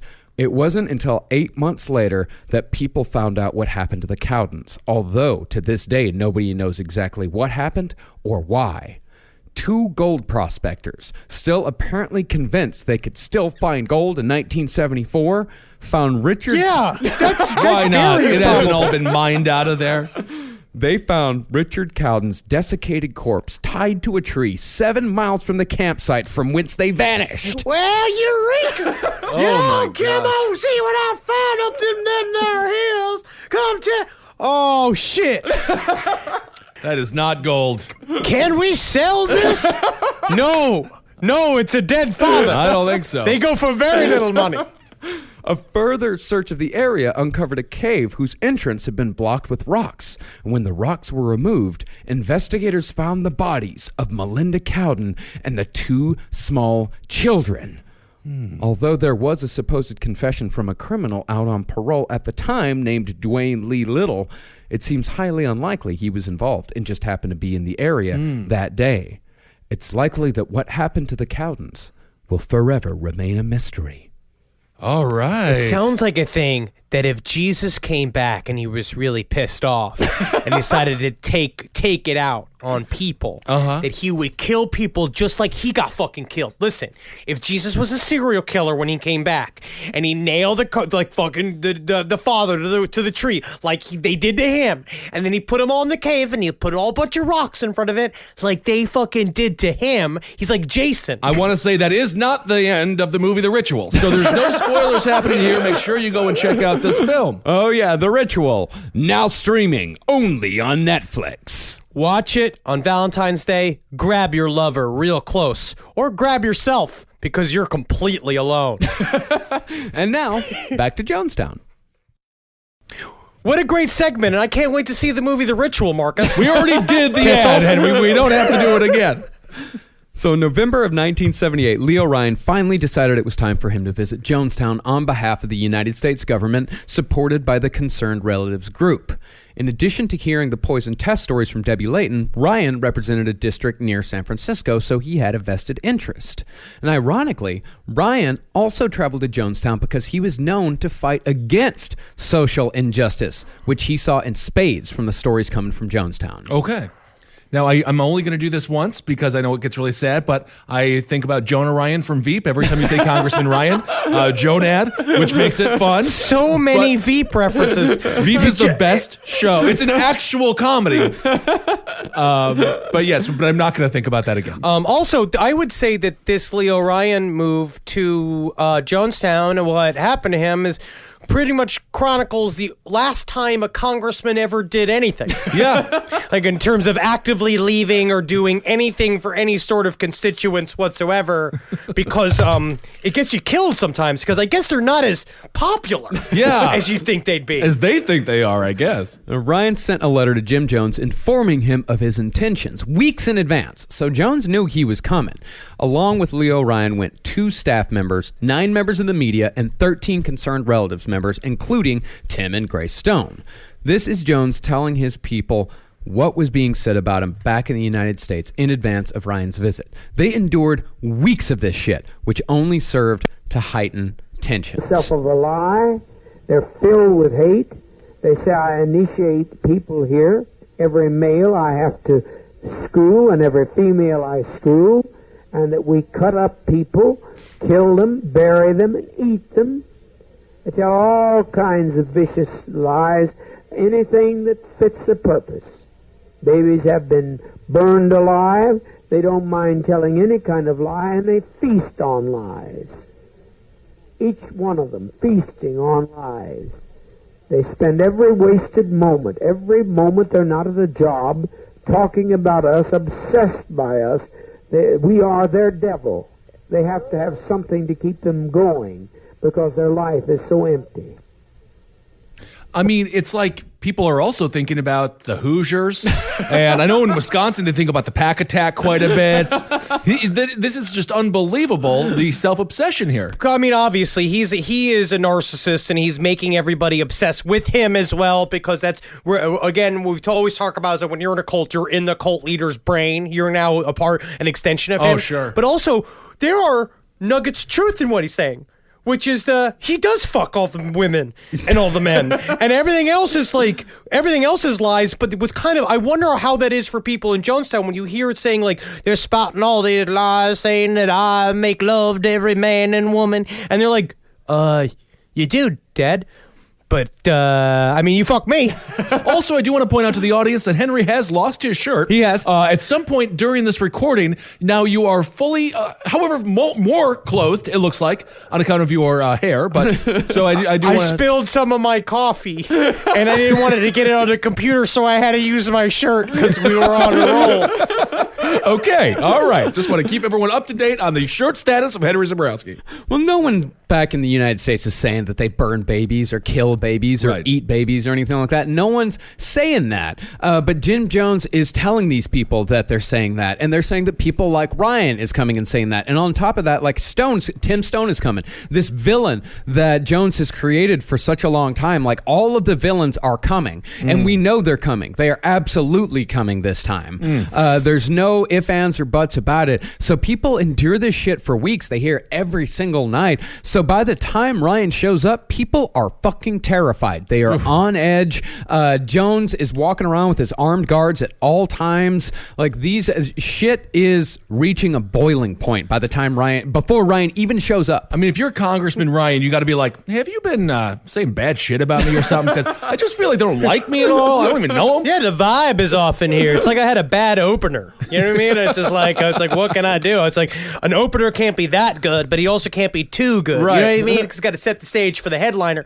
But when Leo Ryan showed up, honestly, that's what he'd been doing, right? Is he'd been telling all these lies about what was going to happen when he came, and he was kind of getting normal correspondence from them. Yeah. Like they were kind of like had like a normal thing. He said that they were planning to come. They didn't realize the inner debate that was happening inside of Jonestown to like if he even could come to the compound. But a part of me wonders if Jones knew the second that Marsland convinced him that they should let Leo Ryan in, as if this was going to be the final couple of days. I really wonder if he knew. Well, Ryan didn't even want to go into Jonestown. Like his entire plan was he was going to go, he was going to have a nice little trip to South America, he was going to go to the gates of Jonestown, they'd say you're not coming in, and he was going to go back to America and be a politician. He was going to open a congressional hearing, and then it wouldn't be his fucking problem anymore. Oh, so being a politician means just getting together in a room with a bunch of other fucking idiots and doing nothing? Yes. But you feel like you did something because everyone had a good long talk about it. And then he also got a free trip to South America,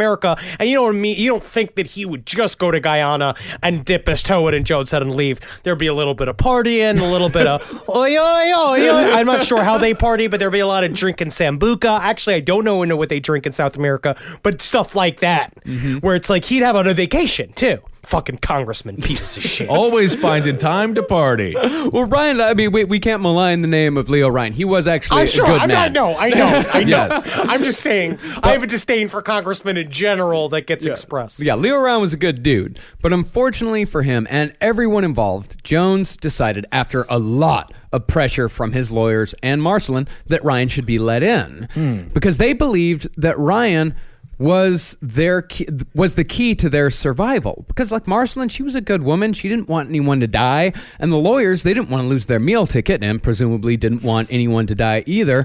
This was the reasonable Jonestown contingent because there was still reasonable people there. That's what you hear again and again, especially from people like, Tim Carter being like, this was not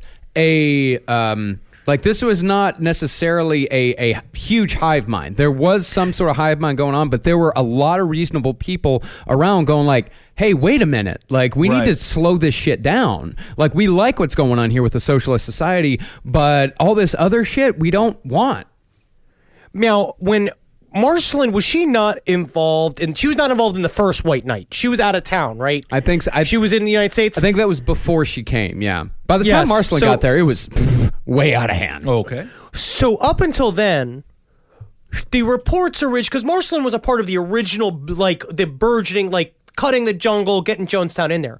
A part of their big argument was like, we have done this beautiful thing. We are creating a pure socialist society where everyone takes care of each other. All of the best qualities of everyone is being used.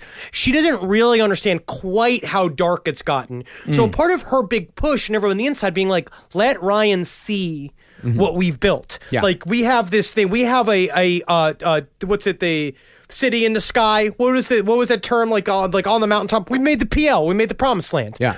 but she didn't fully understand the extent of how bad things were really getting. Yeah, it sounds like when your college roommate is like, come to the bathroom, I got something to show you, and it's just a turd. And it's like a big one, and you're like, okay, thank you. Yeah. Well, I think Marceline also somewhat willfully ignored a lot of the bad shit that was going on. I think she thought that Leo Ryan could come in because it had happened before where people had traveled down to Jonestown, like family members had traveled down, and they clean up their act when those family members are there. When the outside people are there, they clean up their act for a few days. Right. They don't do anything awful, and then the family members go back and say, like, actually, it looks pretty cool. Like everyone's really enjoying themselves there, and they could have done the exact same thing with Leo Ryan.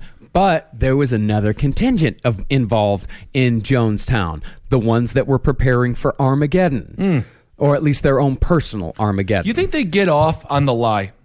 Like the whole community, when the person comes in, they pretend to be so nice, like the movie House of Wax, and then as soon as they go, then they're like, and this is like, do you think they, they like it? Yeah, they get away with it. I think it's the part of which, I think when we originally started talking about Jim Jones in the first couple episodes, we kind of used the idea that he's like a serial killer that used a group of people as a weapon against itself. This is where the serial killer the compartmentalization of his personality, I think, comes in. Because a part of it's the joy of getting one over on somebody. Right. There's like a thing here that we're hoodwinking people. We're living double lives, and the thrill of that is pretty intense. Like he loves that one. We have all these inner sanctums. There are people on a need to know basis about what's really happening here. But I also think they also openly expressed that a part of having Leo Ryan come was they thought they could relieve from some pressure is if he comes and takes out the people who don't want to be there. Marceline actually wanted that to happen. She wanted the people who didn't want to be there to get a chance to leave, and that Leo Ryan would be the kind of ticket for that. And it would be a good way. It would soothe Jim Jones. It would be like a thing where he comes in, hopefully gives a blessing to everything, and takes just the small quotient of people who want to leave out, and then what that'll do will allow the rest of us to kind of live a peaceful life here without all these people complaining all the time. Yeah. But there were a lot of people that were not into that, specifically Carolyn Layton. She drew up a memo called Analysis of Future Prospects, in which she outlined all the reasons why Jonestown had no chance of survival in any way whatsoever. In a subsection titled A Final Stand If Decided On, she casually wrote about a final solution should things go south with Congressman Ryan, outlining how the mass suicide could most efficiently be carried out. Casually. Well, maybe we'll behead each other. Maybe we'll shoot each other. Maybe we'll take pills. What do you think? Guillotine. They always say guillotine. Right? They act like a guillotine. First of all, it took me 7 hours to put together the clothes drawer, like the set of drawers I have from IKEA. Oh, yeah. In my bedroom, right? And I'm a fucking moron. And there's a set of instructions. If you order a guillotine, it is not only going to come disassembled. Oh, yeah. But I don't think that they're going to give you instructions on how to build it. I think a guillotine's like, well, if you can figure out good luck, also you're going to need to find your own guillotine blade, which is the hardest part of a guillotine. Absolutely. So you want to you act like it's the simple solution, but that's like hundreds of man hours that you just casually wrote down, Carolyn, thinking that we could just build all these guillotines lickety-split. We got Leo Ryan coming in a week. That's a very recent, relatively recent Alex Jones conspiracy, as a matter of fact, that the government's going to kill us with guillotines, which is not even an effective way to do it. That's not recent at all. Within 5 years or so. I guess so. No, it's been forever. Recent. No. It's so stupid. No, dude, Bill Cooper was saying it. Oh, that was Bill Cooper. Yeah, it started with Bill Cooper. The whole point of guillotines is to do the mass suicide, because what it does is build up the organ energy of people lying in terror of the blade, and when the blade drops, the spurting of blood acquires a lot of magic energy, and that is what they're supposed to be using to open up the pyramids to let the reptilians in. It all makes perfect sense. Well, this memo from Carolyn Layton, like, it has echoes of correspondence you read between Nazis about, like, the concentration camps, the best way to kill everyone. It has that banality to it. You know, they talk about this shit like we talk about, like, planning out a fucking episode. We're fairly serious. Now, I think we got like a chicken and egg situation here. Did Layton plant the seed of inevitability in Jones's mind with a memo? Or did Jones plant the seed in Layton's mind, which led Layton to write it, feeding back into Jones's own deadly desires? years. Did they hashtag release this memo, or did people know about this, or was this was a top secret memo? This was a top secret, and I don't even know who else saw it. It might have just been between Carolyn Layton and Jim Jones, because they found so much documentation and so many tapes after everyone killed themselves. Now, either way, whether Jones planted it in Layton's mind or Layton planted it in Jones, when you look at how fast and efficiently all this happened, it was obvious that this seed had fully bloomed before Ryan even arrived. But just before Ryan arrived, though, Marcelin insisted Jones let their sons travel to Georgetown for a week of exhibition basketball games, because Jonestown had a basketball team. They did. Yeah. What are the Jonestown boys? What's their name? It was called the South Guyana Thin Men. Very malnourished. And they would show up, apparently, they would go... and they would lose. They're a very bad basketball team, but they loved it. It was the way they do. But Jim Jones would always spout the scores from the games, and we whooped them again. We whooped them, and that's all we do. We whoop them, and we whoop them, and whoop across this great country. Meanwhile, it's like they are traveling with the ball constantly because they don't have the energy to dribble, and everyone else just lets them do it because they know they're from Jonestown. Yeah, they were terrible. They constantly lost, and they were having to come back after Jones told everyone that they had won, and eventually, they lost so much that Jones would just lie about how much they lost by. Oh, but he did admit they lost. So he's making steps towards the truth. It's so sad. Can you imagine honestly going through all of this shit? You love basketball, and then you're sitting there. Obviously you're one of the chosen ones. You're here hanging out in Jonestown as a child, so you're actually having an okay time. But having to lie, that level of lie, has got to be depressing. It's ridiculous. Well, this brings up another question about Marcelin sending the boys out. Was this a calculated move on Marcelin's part to remove at least a couple of her children from Ground Zero, the place where shit was most likely to go down? Was it a calculated move for her to remove some of her children from Ground Zero? Or was it a coincidence? I don't know. I wonder, the more and more we learn about Marcelin, especially from McGee, is that it seems like it may be calculated. Yeah. It seems like she may have sent them out, because she did this a couple of times with the other kids. She always kind of whatever opportunity she could to get the kids out, she took. Yeah. Right. Either way, it's a tragedy. Of course. Stephen Jones himself has said on multiple occasions that he and his mother together were the only people who could talk Jim Jones out of his dumber ideas. Leaving Jonestown saved the lives of Stephen and Jim Jr. and a few dozen others, but the absence of their cool heads may have doomed everyone else. And this is no fault of their own. This is just a tragedy of history. But had they been there, it's possible they might have been able to stop it. Maybe. I don't know. Maybe just it delaying seems the like inevitable. that train, once that train left the station, right, it seemed like by the end, especially we're going to find out with the fates of everybody involved, what we see end up happening is that whatever it would have been delaying the inevitable. Yeah. Until either they really truly did get in trouble with the U.S. or Guyanese government, or they finally just did their version of the final solution. Yeah, it's like when they cut the brakes of John Candy's car and who killed Harry Crumb. No, who is Harry Crumb? Who is Harry? Is that what it's called? Who's Harry Crumb? Who's Harry Crumb? Yeah, that movie's great. But once he starts going, you're not stopping. You know what? When I sat down and re-listened to the death tape again, the only thing I could think of was John Candy. And I'm just glad you brought him up. No problem. R.I.P. Legend. So on November 17th, 1978, Congressman Ryan and 19 others chartered a plane and flew to the small potholed airstrip in Port Kaituma. After being greeted by Jonestown settlers, only Congressman Ryan, an aide, and 8 members of the media were allowed to go. The 9th, from the National Enquirer, was refused admission due to an earlier beef with Jim Jones. He had a feud with the National Enquirer? Yeah. That's great. And when the group arrived in Jonestown, they found a near paradise. Because settlers had worked even harder than usual in the days leading up to the visit to make it seem like Jonestown was a well-oiled machine full of the happiest people on earth. Oh. And the rehearsals had somewhat worked too. Here is a couple of statements from settlers on that day, as shown in the PBS documentary, which is why there's the creepy music underneath. Are you happy here? Oh, I should say I am. I've never been any happier in my life. You want to stay? Definitely. I certainly do. Some people have said they couldn't leave if they wanted to. Do you think you could? Yeah, if I really wanted to, I'm free to go. If I was really wanted to, I'd be able to figure it out. So brainwashed at this point. Brainwashed, I'm not sure. I don't know if it's brainwashed. No? No, I don't know if brainwashing Do you think that is they the knew right they were word to even use. lying? What's that? I mean, do you think they knew that they were lying in that situation? I think so. I think so. I think they know that they're lying. I think a part of it in the end is what they've been indoctrinated. Actually, Marcus, I think maybe, not that you're wrong, but I think that this is actually the face of what brainwashing actually is. You're not actually an automaton. I think that's kind of the thing that everybody gets confused about cults in general, is that they think that you become this kind of like brainless like robot. When Om Shinrikyo is probably the closest. Yes. That this came to that.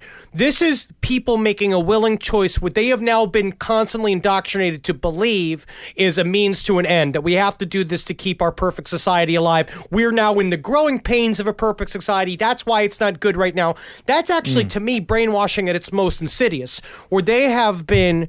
They are fully convinced that what they're doing is right, and that they'll do anything to protect it, including lying. So a part of it's they're actively lying, but the brainwashing's the layer deeper. And there were some people there. I mean, there definitely were people in Jonestown that were of that ilk, that were definitely true believers that were like that far in, that were lying, but that thought that this was a means to an end. But I mean, I think when you start to see like the defectors coming out, there were definitely some people that saw something wrong going on here and wanted to get the fuck out. I don't. It's the hold on that Jim Jones had on his people is it was tenuous and strong at the same time. It was very strong on some people and very, very loose on others. Now that night, Jim Jones met this whole group at the pavilion, and everyone had dinner in honor of Congressman Ryan and even a couple of concerned relatives. But they didn't have the usual rice mixed in with specks of meat. That was the norm at Jonestown. People's Temple dipped into the piggery, as they did only when guests came, and served a nice pork dish. Have I made the joke about how that sounds like a bank run by pigs? Many times. Okay. Many times. But what I will say is that eventually I will own a bar called the Piggery. Oh, I'm going. So that we can always say that I gotta go take a dip into the Piggery, and you go, man, that would be so much fun. And have make hot girls dressed up as hogs. Like you get a bunch of like hot girls, you make it like a bikini bar, and you get like hot dudes too, dressed with piggy noses and little piggy ears. That's kind of fun, right? That's good. It sounds like you're like a Ukrainian like billionaire. I don't. Yeah, it's very weird. If I ever get real money, if I get $1 million, everybody's gonna be fucked. Everyone talks about Elon Musk. I'm like, I'm actually pro Elon Musk. I love that he sent a car to space because he can. Why not? He's a billionaire, and when I'm a billionaire, if I'm ever a billionaire, I'm wearing an exoskeleton everywhere I go, one of those big mech warrior things, and I'm gonna terrorize people on the street. Elon Musk is the only reason we have a space program. You're talking about having people wear pig costumes and serving beer. So I feel like one might be $1 billion idea, and the other one is a pig costume that has beer service. I am a modern day Elon Musk. I'm next gen Elon Musk. Oh, okay. Well, dinner was followed with testimonies and a special performance by the Jonestown Express. Ooh, cool. They were really good. They were great. If you listen, if you go to the beginning of this chapter in the PBS documentary and they show some singing from it, the girl that was the lead singer of Jonestown Express is fucking incredible. Yeah. And in the middle of all that, Congressman Ryan got on the microphone and said a few words. I think that all of you know that I'm here to find out more about questions that have been raised about your operation here. But I can tell you right now that from the few conversations I've had with some of the folks here already this evening, that whatever the comments are, there are some people here who believe that this is the best thing that ever happened to them in their whole life. Jeez. It's crazy. It's like Led Zeppelin or something. Dude, I cut the cheering off because it goes on longer. The cameraman said that I had never seen anything like this. Like he sat there, the sound that came out of him is like, I had never heard anything like this. And one of the followers turned to him and says, like, it's because you've never seen anything like this. That was Tim Which Carter. is very, yes, that's really intense. That's very, very intense. But also, I think in that noise, you hear almost I think everybody kind of read a little bit of the writing on the wall, thinking that this was going to be the end times. And I think a part of what we're hearing is relief of, okay, he's cool.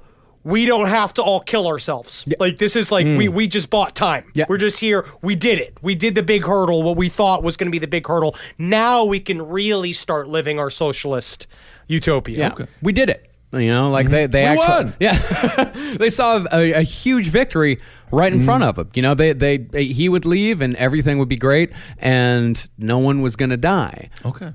But while all these good times were happening, a settler named Vernon Gosney had passed a note to Don Harris of NBC because Vernon thought that Don Harris was Congressman Leo Ryan. And the note read, "Vernon Gosney and Monica Bagsby, please help us get out of Jonestown." Ooh, that's chilling. Now, yes. Now, Vernon tried to be smooth with it, but since he was nervous as hell, he got butterfingers and dropped the note as he was passing it. And when he picked it back up and handed the note to Harris, a little kid saw him and said, "He passed a note! He passed a note!" Which is what all of the kids were trained to do. The kids were trained to rat on everybody, which is another strike against having a child. But it's very similar to, you've ever seen the movie White Ribbon? No. It's about as the Nazi party is rising in Germany, and it's about like the kids in this school where essentially like the thought process of the Nazis had kind of like boiled down into the kids, and so the kids became really scary because essentially it became informants for the state, which is basically what they were going for with the Nazi youth movement. And you see it here, where in this little moment where you could see how like a child is weaponized with thought. Right. It's very intense. Yeah. Now, Jones did nothing that night, although he almost certainly knew about the note. It's almost impossible for Jones to not have heard about one of his settlers passing a note to one of the reporters. Right.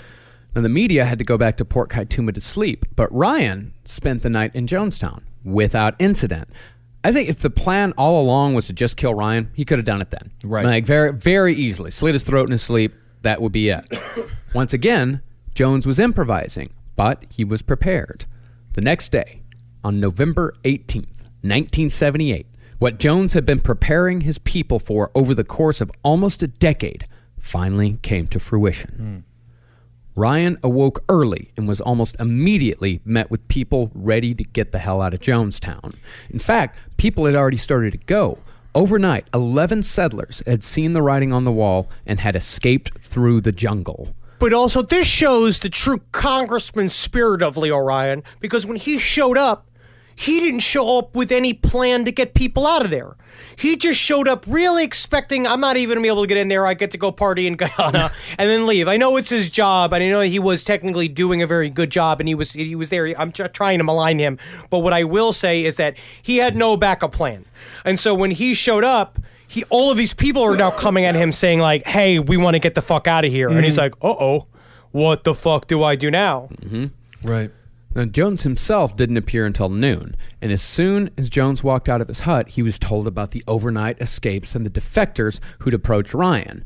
Jones and Marceline took some of the defectors aside, the ones who were still there, and tried to convince them to stay, but none were persuaded. He especially tried to use Marceline. When Marceline was like, "We're going to do reforms, we're going to change everything. I know you're not happy here. I know you've had a hard time, but we're going to change. Believe me, we're going to change." Yeah, maybe just change the name to like Uncle Grumpy's Circus Fun. That's how you do. You start with the name. Yeah, change it. Yeah, there were whole families that were leaving, like the Parks family. They'd been with Jones since Indiana, and they told Ryan that they were prisoners in Jonestown and begged to be taken away. And the Bogue family, who counted 6, said pretty much the same thing. Because, I mean, the head of the Bogue household, he'd been getting ripped on by Jim Jones for weeks, if not months at that point. He was one of Jim Jones's whipping boys, so he was like, "We can get out of here. Let's get out of here." Parents took children. They left their spouses behind. They'd caused just complete and total chaos. And loyalists verbally attacked the defectors. I mean, they were calling them traitors.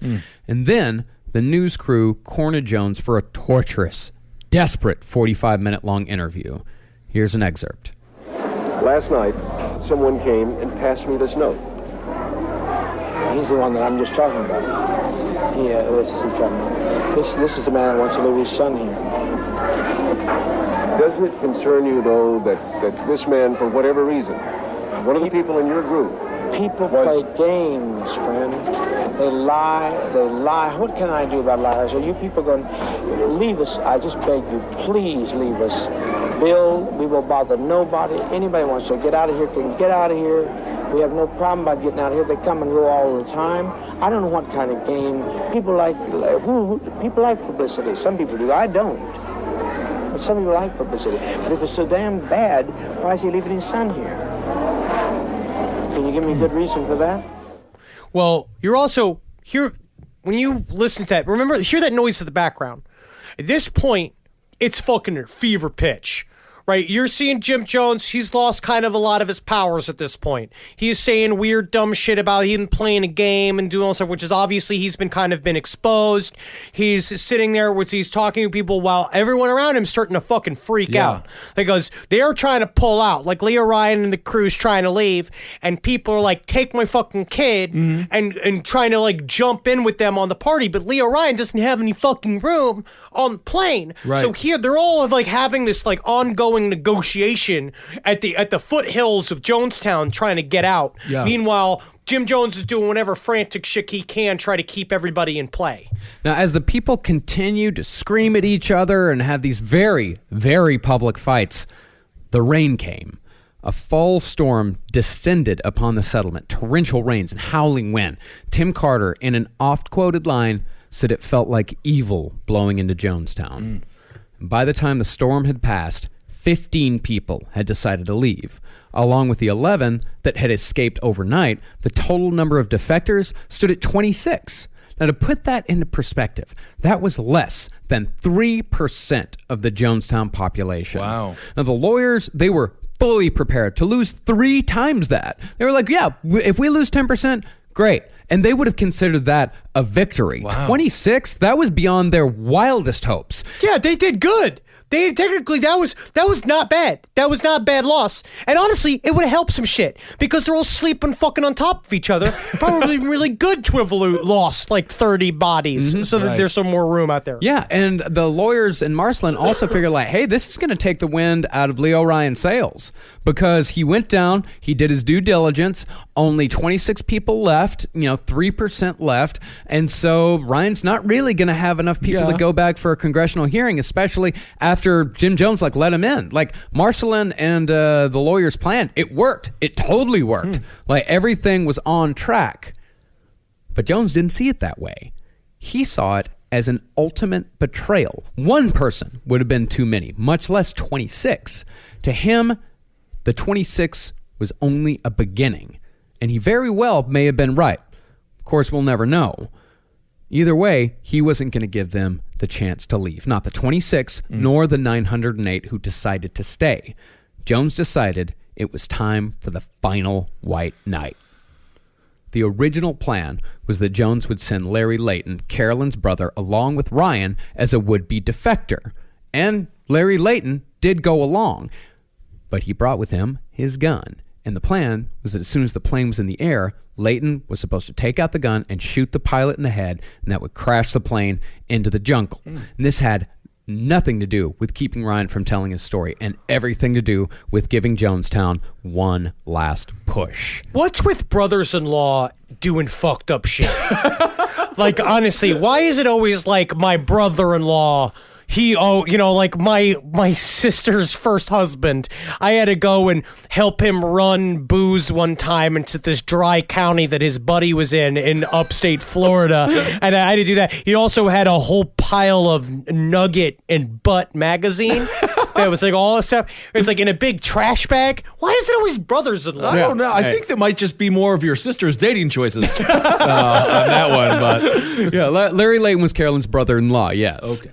Now, this action, killing Leo Ryan, it would make Jones's oft-repeated fantasies that the United States was coming after them a reality. A dead congressman would ensure that. Yep. They were coming. The problem was there were more defectors than Jones had planned on, as we said. That meant that Jones had to call a second plane to bring them all. And now that there were 2 planes, there was no guarantee that Layton would be on the same plane as Ryan. Well, think about this shit, too. There's all of this chaos is happening at Jonestown. Storm comes in. Now nobody's leaving. It's torrential downpour. People are freaking out. Jim Jones and his contingent has gone off to the side. They are already putting the final White Knight into order. Leo Ryan has got to figure out how to get a plane to back to the airfield, and so he has to arrange all this shit from the offices of Jonestown. He is calling the Guyanese government, doing all this shit. It's massive chaos. Yeah. And then at the last minute, Ryan decided to stay behind, just in case more people decided to defect. So once more, Jones improvised.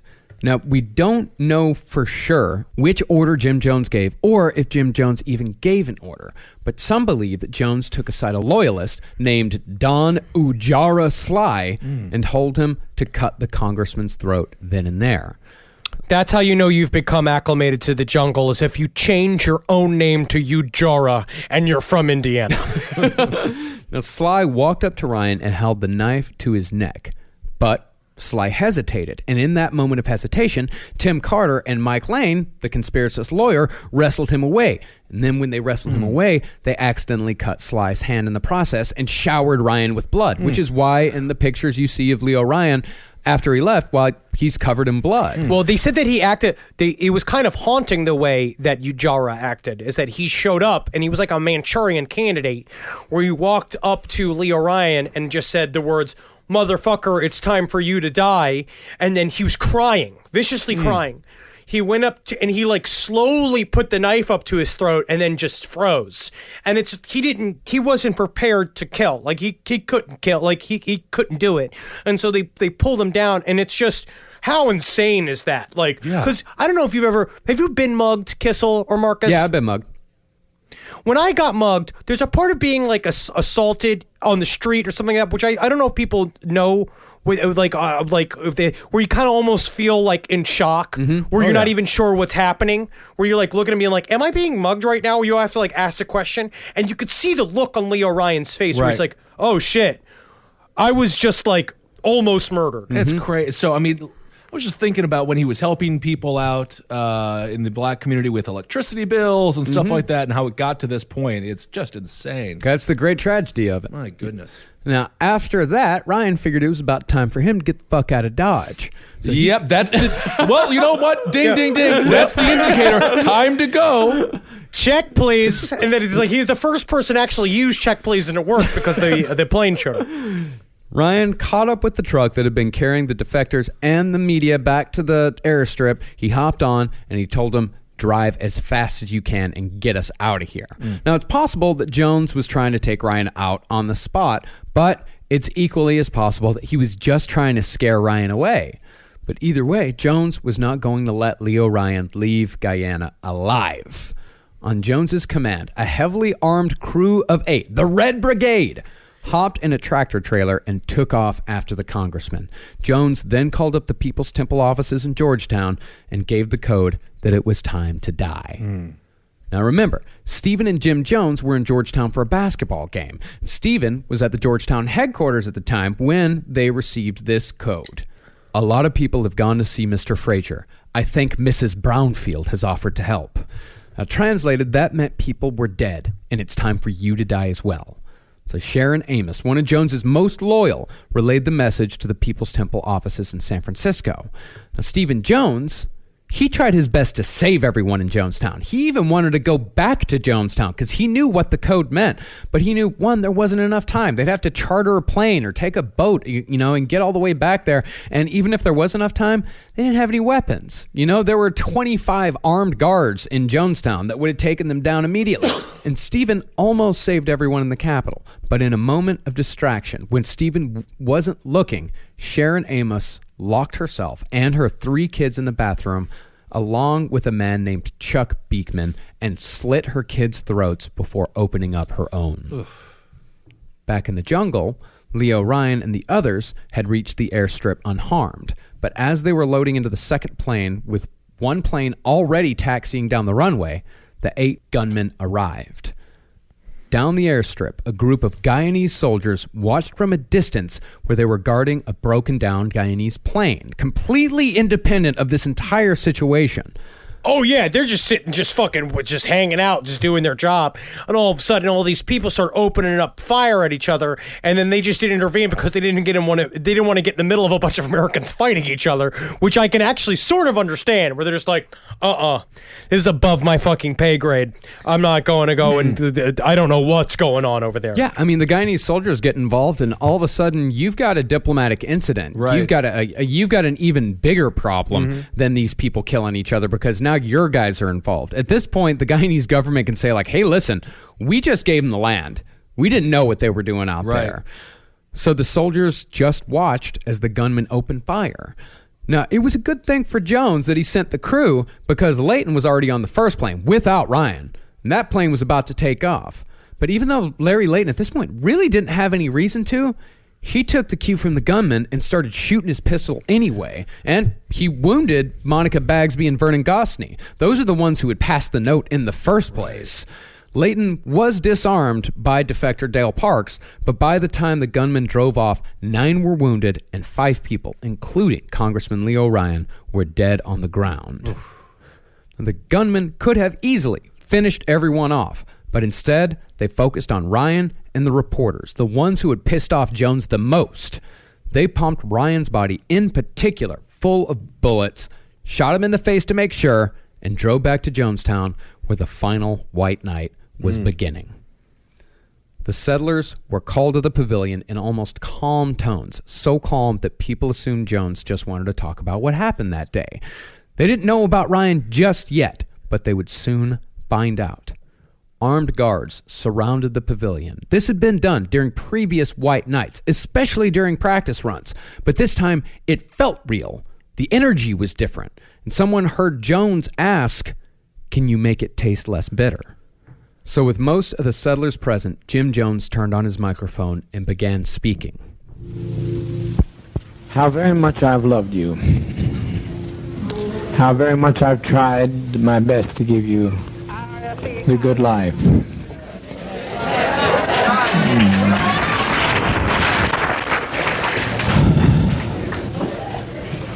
But in spite of all of that I've tried, a handful of our people with their lies have made our life impossible. There's no way to detach ourselves from what's happened today. Not only we're in a compound situation, not only are there those who have left and committed the betrayal of the century, some have stolen children from others, and they're in pursuit right now to kill them because they stole their children. And we are sitting here waiting on a powder keg. As Jones gave his speech, Larry Schacht continued to prepare the potion. Somewhere in the camp already laid the bodies of those who had been Dr. Schacht's test subjects, possible volunteers who gave their lives like they used to give blood for Jones's stigmata. It soon became clear what was happening, and only one person stood up and spoke out, 60-year-old Christine Miller. Back in California, Christine had been a successful real estate broker, just like anyone you'd meet on the street. She had more than a few times publicly disagreed with Jones during meetings, and had once stood defiantly, demanding Jones respect her, all while he was holding his .357 Magnum to her head, screaming at her.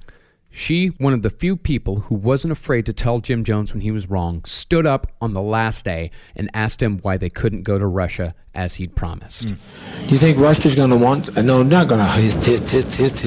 We're not. You think Russia's going to want us with all this stigma? We had some value, but now we don't have any value. Well, I don't see it like that. I mean, I feel like that as long as there's life, there's hope. That's my faith. Well, everybody dies. Someplace that hope runs out because everybody dies. I haven't seen anybody yet didn't die. And I like to choose my own kind of death for a change. I'm tired of being tormented to hell. That's what I'm tired of. Tired of it. There were some seniors in the back who agreed with Christine, but they were in the minority. The only responses on microphone she got were in support of the plan and in support of Jim Jones. I think I still have a right to my own opinion. I'm not taking it from you. I'm not taking it from you. Christine, you're only standing here because he was here in the first place. So I don't know what you're talking about, having an individual life. Your life has been extended to the day that you're standing there because of him. Then, after Christine had been shouted down and Jones continued justifying what was about to happen, the assassins returned and delivered the news that their mission was a success. It's all over, all over. What a legacy, what a legacy. But the Red Brigade's the only ones that ever made any sense anyway. They invaded our privacy, they came into our home, they followed us 6,000 miles away. The Red Brigade showed them justice. The congressman's dead. With that, Dr. Schacht had his cue. He, flanked by his nurses, walked out to the side of the stage with syringes filled with Flavor Aid and cyanide. The children were to be first. Please get us some medication. It's simple, there's no convulsions with it, it's just simple, just please get it. Before it's too late, the GDF will be here. I tell you, get moving, get moving, get moving. Don't be afraid to die. If these people land out here, they'll torture some of our children here. They'll torture our people, they'll torture our seniors. We cannot have this. The first one to go was a woman in her 20s, carrying a months-old baby in her arms. She went willingly and took her child with her, but not all of the parents were so eager. Armed guards forced them to the front, where one by one, nurses plunged the syringes full of cyanide into the children's mouths. Parents were given the choice to go at the same time as their children, a choice Jones unironically called humane. And despite what Jones said, it is a terrible death. It's cyanide. You convulse. Your mouth fills with a foam of vomit and saliva and blood, suffocating you. Drink to death, it took each individual member of People's Temple anywhere from 5 to 20 minutes to die. And as this was happening, as babies and toddlers and children were lying on the grass, foaming from the mouth, people still praised Jim Jones. I said I never wanted to live with you guys, and I appreciate you for everything. You're the only, and I appreciate you. Until the end, there were people almost fighting to get to the microphone, all to thank him. And the banality continued. This is Maria Katsaris giving directions. You have to move, and the people that are standing there in the aisle go stay in the radio room yard, but everybody get behind the table and back this way, okay? There's nothing to worry about. Everybody keep calm and try and keep your children calm. And the older children can help love the little children and reassure them. Children aren't crying from pain. It's just a little bitter tasting, but they're not crying out of any pain. Then, when people started seeing what was actually happening, the scope of it, the enormity that this was actually real, that whole families were dying before their eyes, Jones rushed them. Hurry, hurry, my children, hurry. All I say does not fall into the hands of the enemy. Hurry, my children. Hurry. The seniors out here that I'm concerned about. Hurry. I don't want to leave my seniors to this mess. Quickly, quickly, quickly, quickly, quickly. Now, there are quite a few edits on the tape, so it's hard to put forth a specific timeline. Jones had a pause button on his microphone, which he seemed to turn on and off without reason. And we don't know how long it took to murder all of the children. In all, the number of kids killed sits at 270. To put that into perspective, that is 14 times more than the number of kids that died in the Murrah building in Oklahoma City. We don't know how long it took to kill the kids, but we do know by the time the adults began, they were still in the process. These are the last recorded words of Jim Jones, spoken as the adults began scooping cups full of poison out of a vat with a big green C printed on the side. We've set an example for others. We've set 1,000 people who say we don't like the way the world is. Please stop. Take our life from us. We laid it down. We got tired. We didn't commit suicide. We committed an act of revolutionary suicide, protesting the conditions of an inhumane world.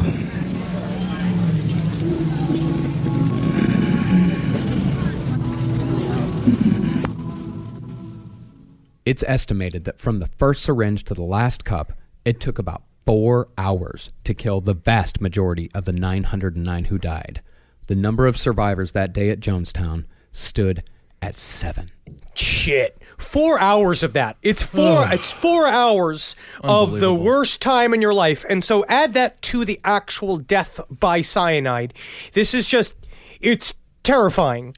It's terrifying what it can all lead to. Like, all of this started as a guy just wanting to help people in Indiana, I guess, or a person that, do you remember when he was into airplanes? Jim Jones was really into airplanes at 7. He could have worked for Delta. A lot has changed. Yeah. Now, the Carter brothers, Tim and Mike, they were sent with Mike Prokes to Georgetown with a suitcase full of cash that was to be delivered to the Russian embassy. Tim Carter found his wife and child moments after they'd taken the poison, and they died in his arms. And as they died, he decided he was going to survive. Well, he was working on a plan to try to get them out because he realized what the fuck was happening. When he got this detail allowing him to leave, he was going to try and take them. And when he found them, essentially mid-dying, the way he described he said his wife looked confused. That's the thing that's it fucks with me. There's a thing about the idea where she was like, what did I do? In the middle of it. Yeah. Odell Rhodes had simply walked up to the guards and said he didn't want to die. They parted, let him pass, and said, have a nice life. Jesus Christ. It's just how many people are like, we could have just done that? I mean, there's a lot of debate on that. As to how many people could have done that and how many people would have done that. Yes. Now, as far as what Odell saw that day, he said one girl refused to go quietly. She just kept spitting the poison out again and again and again. Other survivors, like Stanley Clayton, said he saw people being injected. Now, bodies were found with needles bent in their arms, obviously injected by force. But Grover Davis, who saved himself by hiding in a ditch, said he saw everyone go more or less willingly. So out of these survivors that we have that were there that day, these 7 people, there are different perspectives, of course. The Alex Jones prototype, Mark Lane, talked his way past the guards by saying he needed to stay alive to tell the story of Jonestown. And that piece of shit hid in the jungle, while the people he helped get to that point were dying on the ground thousands of miles from home. Now, the documentary Paradise Lost shows Marcelin Jones being dragged to the vat. It's almost certain that it did not happen that way. That's something that Fielding McGee pointed out to me as well. Most likely, after seeing the destruction of her life, she took her drink willingly. Her body was found amongst her people. The last group to die were the leadership and their children, 13 of them, including John Victor Stone, whose custody status had helped precipitate this entire mess. They walked around the compound with guns, taking care of the animals before they went. The 13 met their end in Jim's cabin. Some drank from a thermos filled with a potion, some injected themselves, and some did both, either making sure it stuck or proving one last time how much more dedicated they could be than the others. Then there was Jim Jones himself. When they found him, he was sprawled out on the pavilion. His eyes, no longer shielded by sunglasses, were staring upward, and his head was resting on a pillow. He had been killed by a single gunshot wound to the skull. The only other person to be killed by gun that day in Jonestown was Annie Moore, the last to die, and most likely the one who killed Jones. According to the survivors who lay listening in the jungle, hours passed between the last and the second to last shot. Annie seemed to have been given the detail of wrapping everything up. It seems that what she did was make sure all of the inside circle was dead. She administered probably shots and helped give out all of the poison, and then it seems like she killed Jim Jones and then put his head on a pillow. I think she must have done that at the very end, and then she was just doing last minute shit. Yeah, in those hours. They found Annie lying in Jones's cabin, blocking the door. She'd either been wandering the grounds for hours, taking in what they'd done, or she'd spent her time inside, crafting her suicide note. Either way, she seemingly went to the grave still believing in Jim Jones. The last line of her note, written in different color ink than the rest, read, We died because you would not let us live. God. Counting the people on the airstrip and those in Georgetown, the total dead on the order of Jim Jones was 918. That's Holy where shit. all of this ended. Wow. Thankfully, Stephen Jones, who deserves to be hailed as a hero, spent all night on the phone with the San Francisco office, and no one there took their lives. So in the end, Jim Jones got only half of what he wanted. He wanted to die, and he wanted to take people with him, and he got that, but he didn't get the legacy. He wanted a grand revolutionary gesture that would inspire others, that would make people see him as a great man. What he got was a joke, and a bad one at that. He got pundits and politicians and writers smirking as they casually shrink this tragedy down to one stupid, thoughtless phrase that's become Jim Jones's biggest contribution to the world. Don't drink the Kool-Aid. It's Flavor-Aid. It's fucking Well, don't drink the Flavor-Aid either. Shouldn't be drinking Flavor-Aid, honestly, because of the sugars. But think about this shit, man. Honestly, I really love this ending, Marcus, because a part of it is that's what he left the world with. In the end, he left the world with the shitty joke. He left the world with people like us making commentary on him. Like now, which has become a genre of entertainment that we're sitting on that we had no clue was going to be a genre. Like, this man's whole legacy is garbage, and he killed 918 people, and now we have I have a collection of pins with his face on it that says the Kool-Aid Man, oh yeah, underneath it and all that shit, where it's like, what a waste. What a gigantic waste. Well, All Sport is a horrible drink too. Yes. Remember All Sport? The future of drink. I had a bit of a thing for All Sport. I It's like carbonated. I mean, like, Gatorade is the best of all, but I'll take All Sport over Powerade any day of the week. All right, everyone. There it is. The 5-parter. I tell you what, I'm really excited for the next episode. I'm excited to do. We got something coming that's, of course, something that's near and dear to my heart, and I think it's going to be a lot of fun. Yeah, it's going to be a lot. But on the other hand, man, like, most of the time when we get to these long series, like, I'm so like, oh God, like, please let's move on to something else. But with this one, like, I'm fascinated. Like, this is, I could have done 4 more episodes on All this. right. Well, we'll call this point counterpoint. I'm good. Jonestown, part 5. Finishing up the series. Great research, guys. Unbelievable information. Do not get into this cult mentality. People do it all the time, and it still happens. You got to make sure, if you feel like one of your friends is slipping away, make sure that you address it and take care of it early on. Yeah. Because as soon as they get totally separated from you, there's nothing you can do. I just did my first yoga class at this ashram. I'm getting into yoga because things fun. I want to get more flexible. I like it.